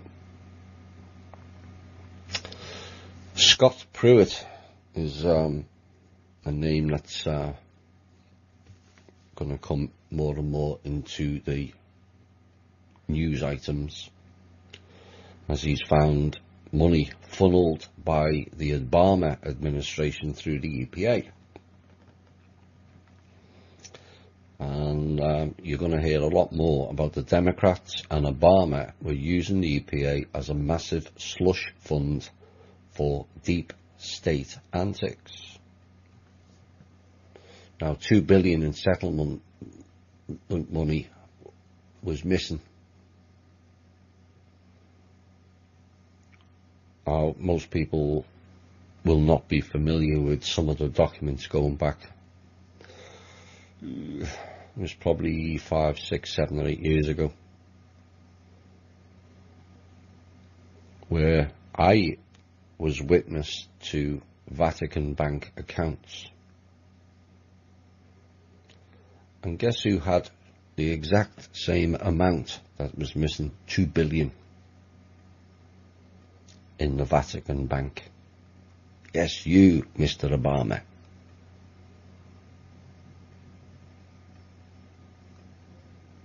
Which got confiscated. But before it was confiscated, people might remember Michelle, or Michael, depending which one you want to believe, also had $1 billion in that same account in the Vatican. Tony Blair also had $1 billion. And she removed it from that account and flew to Spain on her own, which the press thought was rather odd at the time, and deposited that $1 billion in her name into Bank Santander. You're going to hear a lot more about slush funds and Obama and a whole heap more. Like I said, which do we cover? Or do we try and cover all of it? Maybe we'd need a nightly show, and no, don't ask. It's bad enough to cover in one show a week at the moment. Here's a little known fact. The Clintons' time in the White House, were you aware that Anne, when they left the White House, stole $200,000 of furniture, china and artwork from there?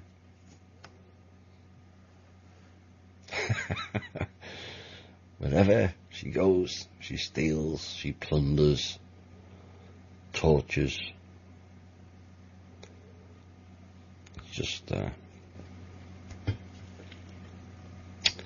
Just pick her up now, whoever that may be, Anne, or a double, or clone, whatever it is, just get it out of people's way, once and for all. Right, let's get on to some Q&A.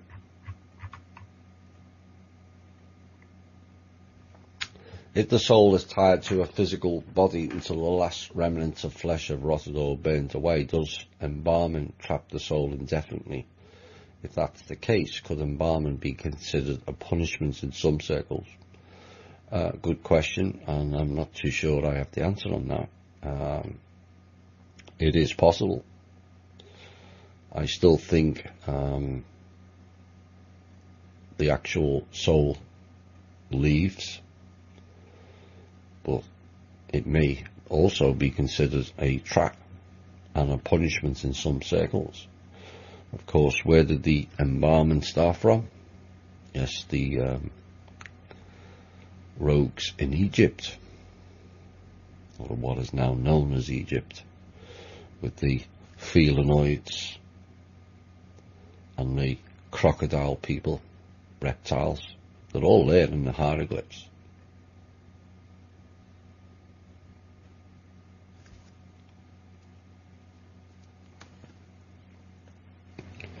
Up to some very, very sinister acts. So that's a good question. I would say it still goes, but it has perhaps a longer journey. Maybe. You said Kim is sovereign. Yes. Is this because you came from a sovereign place? No. Does it depend on a country or a place one lives or comes from? No. Again.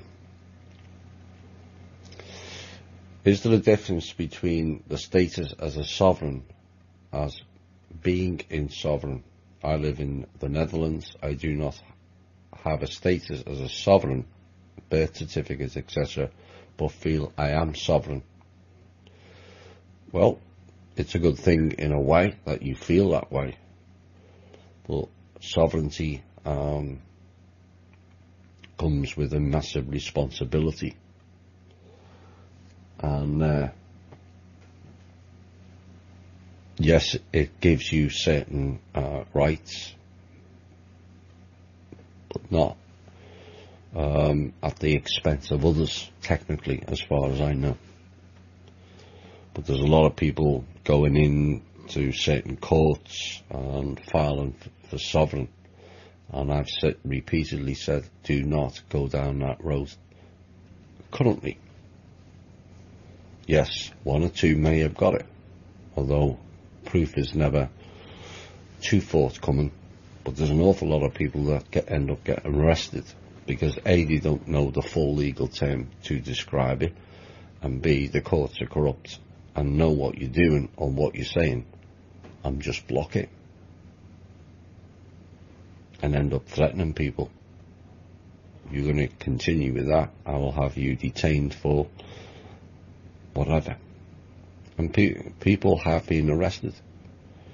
It's like people saying, well, you don't need a driver's license, and technically that is 100% correct. You don't need a driving license in America. But you try telling that to a cop, they're not going to buy it.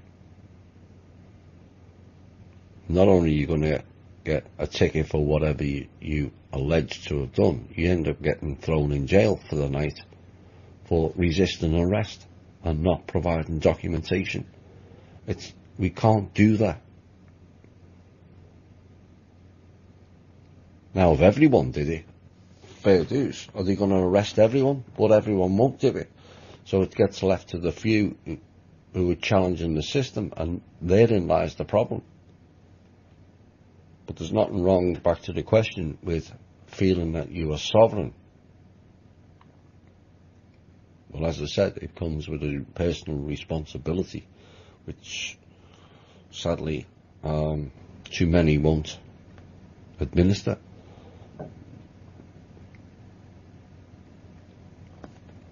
But please don't go around telling the authorities that you are sovereign. It doesn't turn out well in most cases. Does sovereignty have something to do with going somewhere after death? No. The chemtrailing here in the Houston, Galveston area where I live is still ongoing like crazy on a daily basis. The false flags going on here in Texas are even worse. I wonder if this has to do with the fact there seems to be a lot of us that are really awake and in tune here. Or is it just because we're in bush territory? Could be a mixture of both. I don't know whether Texas is more awake than any other state. They certainly defend their rights perhaps more than other states, or certainly perceived that way anyway. I'm curious how you feel about the Yellow Rose of Texas. I had the pleasure of getting to know her personally about 4 years ago. Back in 2013 and 14, I dismissed it because it was utter rubbish what was being put out. There was elements in it that was okay, and there was large elements in it that were just not. And I was asked a question, and Drake was, and we both said the same thing. Then in 2016, I think, Yellow Rose for Texas, whoever she is, came out and did an apology that she'd been stating wrong information based on her sources, and those sources were removed from the equation. And so I looked at some of her videos, and chunks of it did resonate. If people, we've all made mistakes, like I said before. Technically, I supported Neil Keenan. Privately, I didn't. For the public viewing, that's what I did. But I had to wait. Gene and Denise went far too early on Neil Keenan, and he didn't have a lot of clout to do it. I had to build up my own popularity before I took Keenan on. Because you end up, because he was a personality, you end up getting swallowed in the personality stage. And the worst thing Gene and Denise did is go to that clothhead in, what's it called, the Piss Water Report or whatever it was called, Goldwater, Piss Water, with his staged hats and looking like some out of a failed B movie, like anyone's going to take him serious. But if Keenan's still alive and Jean wants to get her money back, I hope she does, but I wouldn't count on it too much. So Yellow Rose for Texas admitted she made a mistake, and some of her, or chunks of her information she was getting at the time was declared wrong. And the recent interview videos I've seen are rather interesting in many aspects. What date and year did Hillary allegedly pass away? September the 4th, 9 PM on a Sunday night, 2016 was when I got the call. Ever heard of the Coudenhove-Kalergi plan? Yes, it's the original Agenda 21 or Agenda 2030. And the person who said if you read it, you think this guy belongs in a nut house. Yes, most of these psychopaths do. Some of them do. In my opinion, shouldn't be alive, but there you go. Until you discover that Angela Merkel and Van Rompuy won the Kalergi Prize for their work for Pan-Europe. Yep. Ms. Merkel, Hitler's daughter, as I understand it. Same thing. And by the way, it is going on, and it is being ignored by the media and politics. You see the plan is true and well on its way. This is destroying Europe in a fast way, and I'm sure this all goes on in the big cities and no one has ever heard of this lunatic plan. Well, like I said, it was the precursor to the Agenda 21. It won't work, and neither will Agenda 2030 either. Their time will come to an end. In essence, it largely has now. Yes, things are still ongoing, but like, if people need reminding, the piece I did before at the end of the news about what we cover, And then you think of all the man hours and all the resources required to investigate all those things and bring the people down that are committing these crimes. How many people can go around visiting every church and interviewing all the people who've made complaints against priests? Or the banking crimes, the bribes, as mentioned in the intel. They're now seeking out a full-on investigation of all central bankers and bankers who have taken bribes from the UN, the IMF and the World Bank. That's going to take some time and a lot of investigation and a lot of processing to then deliver what we ultimately are looking for, is mass arrests of these people.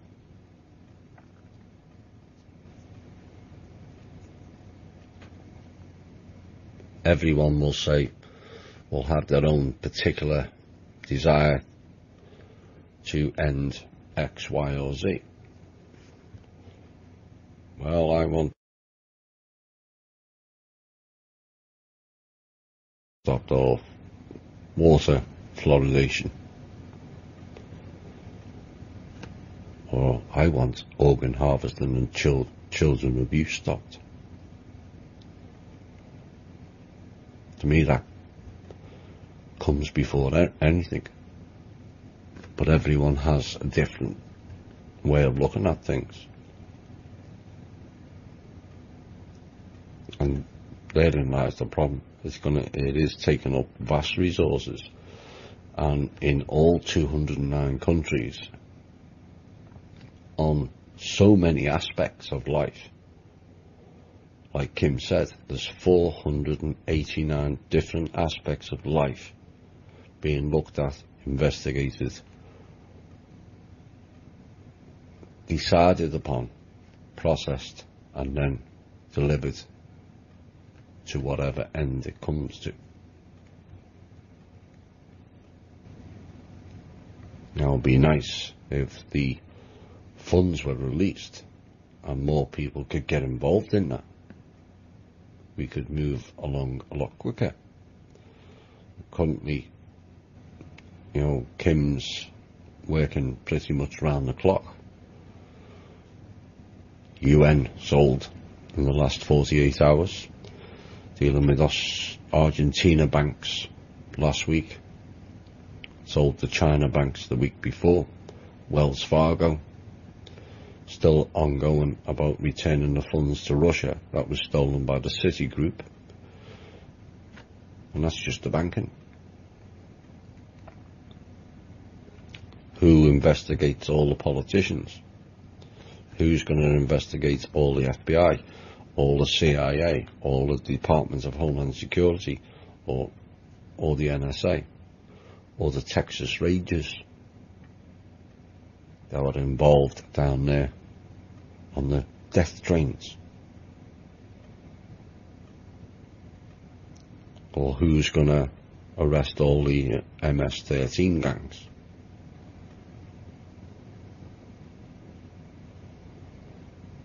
When people start asking, when's this getting done and when's that getting done, you really don't understand the depth of what's really going on this planet and how much is being uncovered already, and how much work investigating and processing every single aspect of it, because it all has to be dealt with.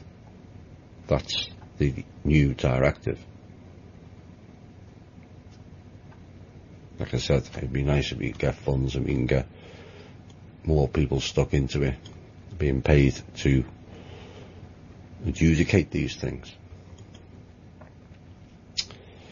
Can you please speak more on any intel on Australia? I live here, but everything seems to be surrounding America.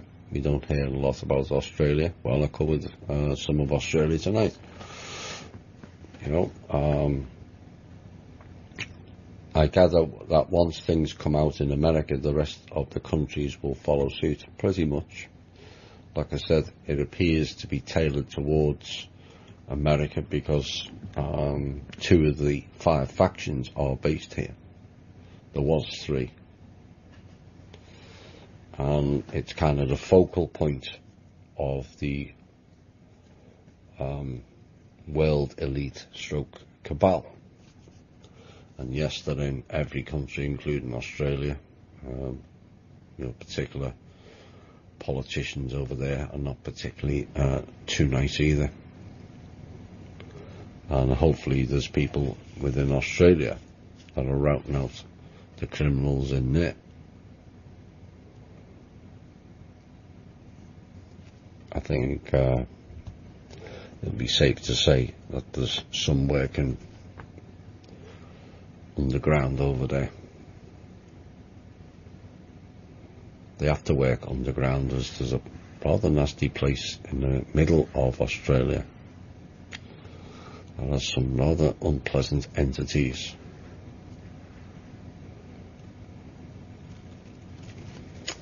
So apologies, I don't cover too much to do with Australia, but I do try to bring news from as many countries as possible. I did cover Australia tonight, but the actual focal point of most of what's going on, be it banking, be it fraud, the corruption, the cabal, the factions, the bulk of it is in and around America. Now, are America the source of all ills? Well, a lot of people around the world will say it that way because they're not educated enough. But the reality is this is an institution that doesn't really affiliate to certain countries. Because otherwise I could sit here and blame Rome. Well, do I blame all the people of Rome because of the Vatican? Or do I blame all the people of Britain because of the British Empire stroke Vatican Empire? Or do I blame all the Dutch people for the goose stepping they did all around the world? No. They're not interested in countries. They're not interested in Australia. They're not interested in America. They're not interested in Britain, Canada, or anybody else bar themselves. And the best each country and its people can do is work hard to improve yourselves and the people around you. So when the time comes to step in to the shoes of those who have failed you, you can step in and do it in a better way than they did. That's why we focus on stuff to do with the shadow sides.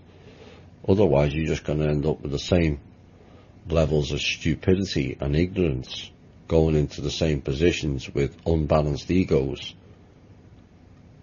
and it going to their heads the same as the cabal. What would be the point of taking all this nonsense down and then putting unbalanced egos and people only interested in becoming millionaires, etc., and trappings of wealth? It'd be a complete waste of time. We have to do it in a better way. Think and act different. That's the only way things improve. And because we've all been damaged in various ways, all countries and all peoples, some worse than others, it depends on perspective. The biggest thing anyone can ever do is work on themselves and get themselves into a better state, a better way of thinking, and a better way of acting for themselves and the people around them. The last thing any control structure wants is the people standing in their own sovereignty with a clear mind and a clear heart.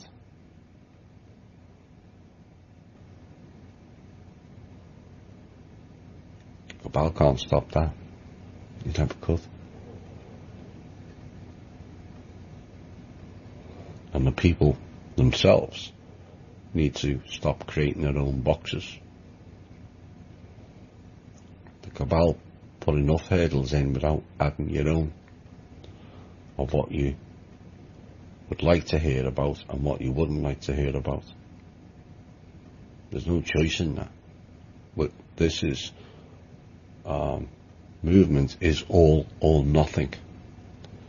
We won't get a second chance to get it right.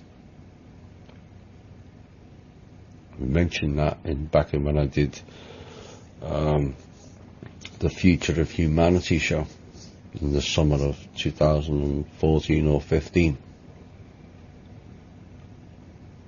about what happens, or what didn't happen, was that the end of humanity at the end of 2012. Technically we'd already won, but it's how we're going to go about claiming the victory, and how we're going to go forward as a species.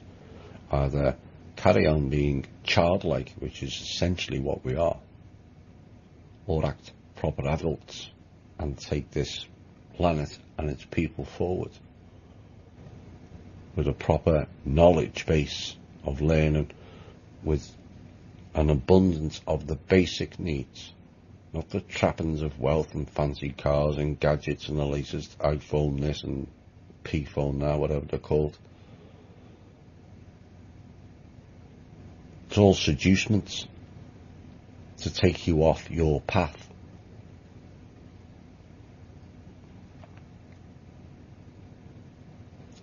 So this kind of rolls into the next question. You're telling us that we have to deal with our shadow sides, and I was thinking and wondering, what exactly is the origin of evil? Where does it come from? It comes from within. Oops.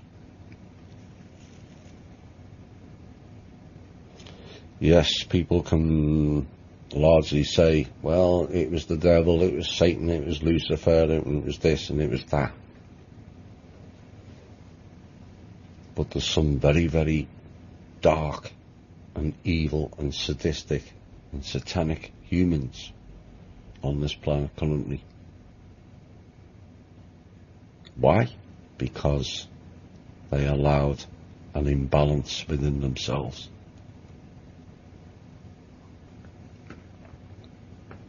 Everyone has a free will choice. I know most people don't think they don't have free will. There's not enough of them, enough people exercise it. But you have the ability to be the ultimate light being, for want of a better word, and the ultimate in dark as well. It all comes down to choice. Well, I'd never get involved in evil. You can never say never. There is people who have, even in our own group, who were not admittedly nice people when they were younger, and yet they are now. So even in one lifetime you can be good or bad. I don't imagine a number of the people that take part in ritual sacrifices thought, I'll go and do a sacrifice. No, they get seduced into it by other things, generally wealth or fame. And it's far too easy to seduce people in that manner, and that's why we have to do and deal with our inner work and our shadow sides, so we don't go down that path. And this is why I've spoken about being 55 to 45. You can be 55% dark and 45% light, or the other way. So if you need to correct it, you've only got a 5% swing. You can be overexcitable or depressed. But if you're 55, 45 either way, again, you only need a 5% swing to bring you back to the balance. But if you're one of these people who goes from heightened excitement and then hear one piece of news and go into depression, you're going 90-10, 10-90. You've then got a 40% to bring you back into the balance. That's not easy. And that's where people lose it and end up on psychotic drugs and all kinds of dodgy pharmaceuticals to pull you back into the balance. And that's why it's so important dealing with your own shadow sides, integrating your shadow, doing your inner work, deal with the trauma, your own traumas, or what you may have caused trauma to other people. Deal with them. Because if you don't, they fester, and then you are then susceptible to seducements to ignore that shadow side and become even darker. And I can hear people, no, not me. Yes, you. Each and every one of us, including myself, has the capability to be dark or light, good or bad, nice or evil. It's all in us. And it's all down to how you react. So evil comes from within. Are you able to control it? Is the key. Does our own universe create the evil itself, or does it originate from somewhere else and invaded our universe? Well, there's aspects of that to do with the fractal virus that Tanath and Chloe have spoken about many times. And the theory behind that is this particular universe was created with light only, free will choice, only light, so it couldn't perceive darkness. If that was the case, that free will and that choice was a bad one. Because if you're all light and you can't perceive darkness, how are you going to know when it's around you? Well, it's not possible. We've created an all-light universe. And then it festers, and then it goes too far balanced the other way before people react to it. You see that in general terms. There's always got to be a bit more before people believe, like proof. You give proof. Well, I'd like someone else to say, well, they've said it now. Well, how about them? Well, if blah blah comes out, then I'll believe it. You keep creating those boxes of proof and truth, then that's what you end up with. So if that theory of the fractal virus, and from all accounts that is correct, you can see how free will and a lack of balance doesn't work too well. Because from all accounts, this whole universe was going to be pulled, so it didn't affect the universal tree.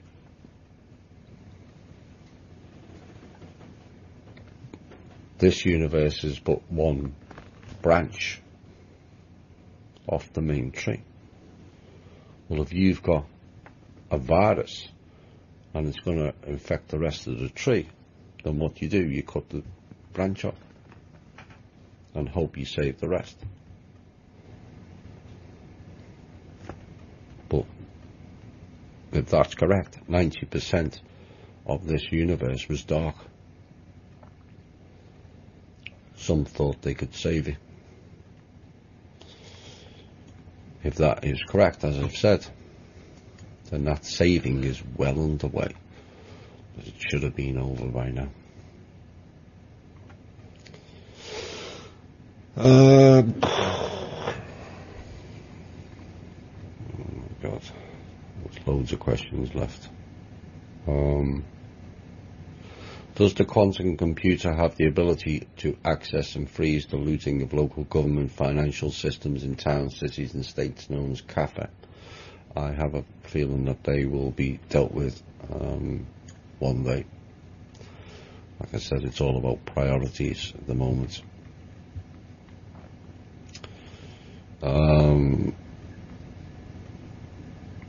Question for Kim Possible.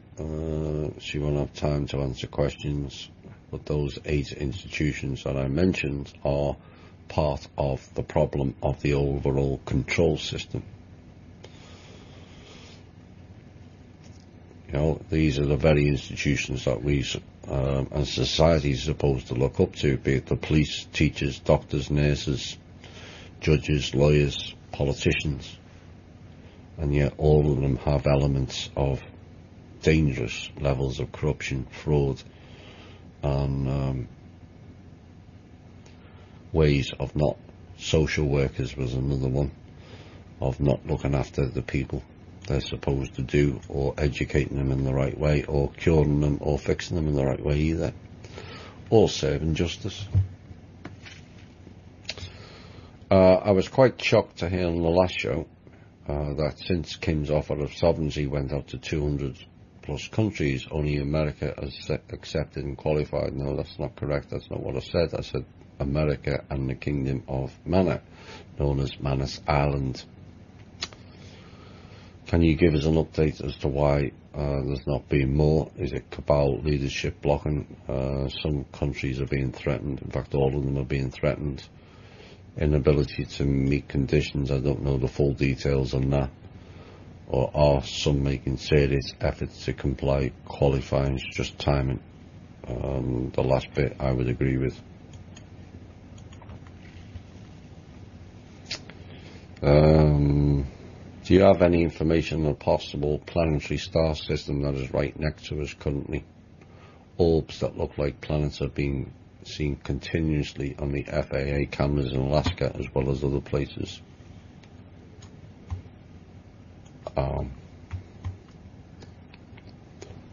What if they're not planets?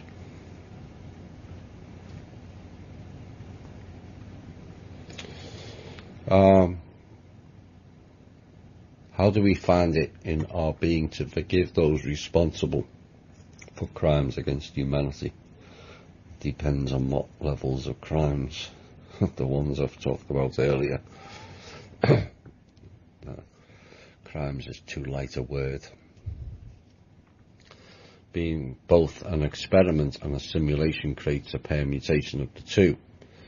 It would have to take an end to the many millennials' control of duality upon humanity to bring transformation through dissolving of the matrix. Does this inherently mean there was never a God to begin with? No, there wasn't. The gods are the fake ETs acting as gods. Everything to do in reference to God is more likely to do with ETs and some previous versions of humans who just think themselves as gods, and everyone should bow down and worship to them and give them their life force energy over to them. The Lord, as people know it in the Bible, is Anu, the Draco King reptile.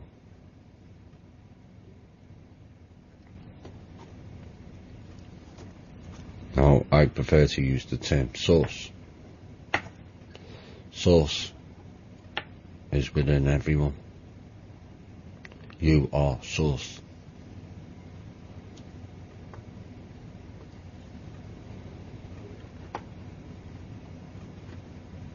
And that's kind of, again, where people box themselves up, going, what, just me? Little me? No, there has to be someone more powerful than me. Says who? The cabal? The Allies? The Clintons and Bushes? Not really. Is Trump more important than you? Not really. He's doing an important job. He's not more important than you. Nobody is. Nobody's above and nobody's below. And when humanity finally gets that, a lot of this nonsense that we've tolerated and put up with will completely vanish. And then you're really standing in sovereignty, or being sovereignty, like the person asked the question before, or earlier. How can you be sovereign if you're giving your power to a God, a Lord, or Trump, or anybody else? You got to understand the meaning of sovereignty.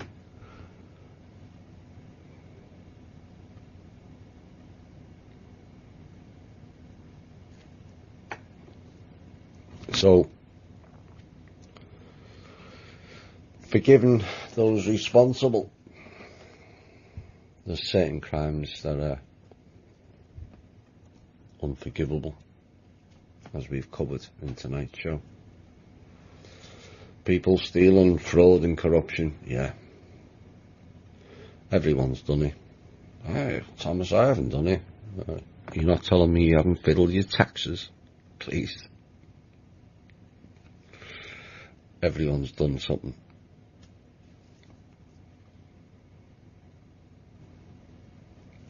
But there's levels of criminality that go beyond against what it means to be human. Yes, those gods and the Elites, if you look up the term in the Black Dictionary, the term for human is monster. That's what they think.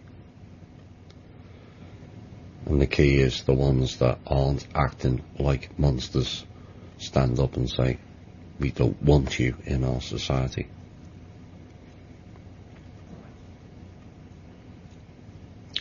Turning away from it because it's painful is not the answer. We've turned away because of our own ignorance, because we weren't aware of those crimes.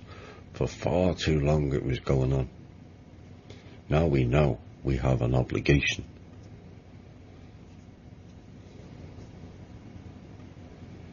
And yes, they should be dealt with humanely as possible. Spilling blood on this planet has serious consequences, far more than people realise. Let's not spill the blood of monsters. No matter how much we may want to do that.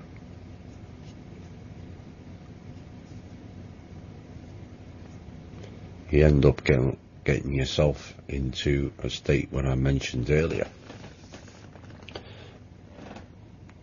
where you go out of balance. Vengeance takes you near the 80-90% range. What if it happens if you get stuck at 80 to 90% and your vengeance and ways of wanting to deal with these people become stuck? You're then on the path to being dark yourself. So I hope now people get what I've been talking about long enough, about the 45-55 balance swing.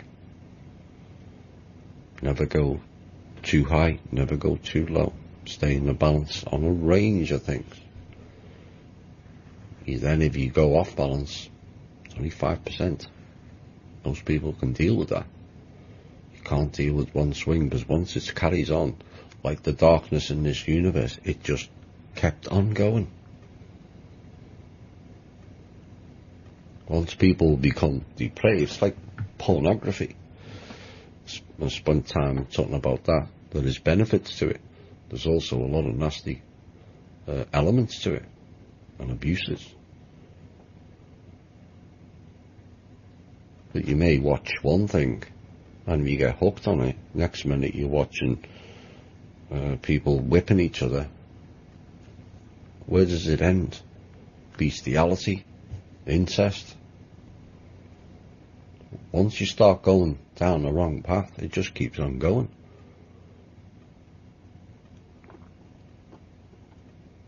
And that's the danger for us all. You can all think you're love and light, but everyone has the capability to allow it to run away and go the other side. And it all happens too quickly. And that is why it's so important for people to deal with the shadow sides, do your inner work, be better for yourself, service of the self, to then be service to others. Right, I think we should end on that.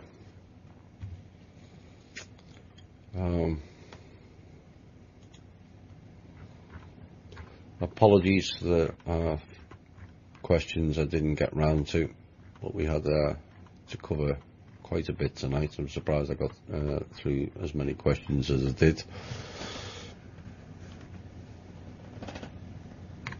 But I'm going to, someone posted on the MeWe an excerpt from Pao Chang's book, Word Magic.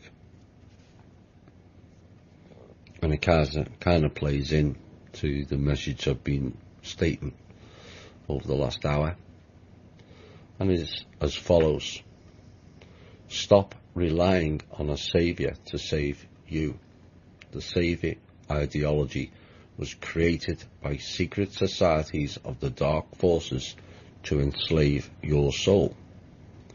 When you rely on a saviour to save you, you are basically telling the universe that the Prime Creator did not give you the spiritual powers you need to achieve spiritual freedom. This is an insult to the Prime Creator, of which you are part of. If you need to rely on a saviour to save you, you are not using your spiritual powers wisely, and in essence are thinking like a slave. Let's not do that. Let's all stand up and be the crown of creation and go forward with a confidence of who and what you are, excelling yourself and inspire others. As I've often said in that my own piece I wrote. In essence, tonight's show was the high of the UN being sold and the Rothschilds being trampled on again. The IMF and the World Bank, like the Federal Reserve, rendered pretty much powerless. Will we see the full-on evidence in a public arena? Maybe not. Too soon, but maybe it might be. It only takes one announcement. Depends which announcement you're looking for at the end of the day. Right, I hope you've enjoyed the show, and I'm going to end on a song which perhaps everyone should observe and remember. You're the voice. Just me. You as well. This has been the Truth, Honour and Integrity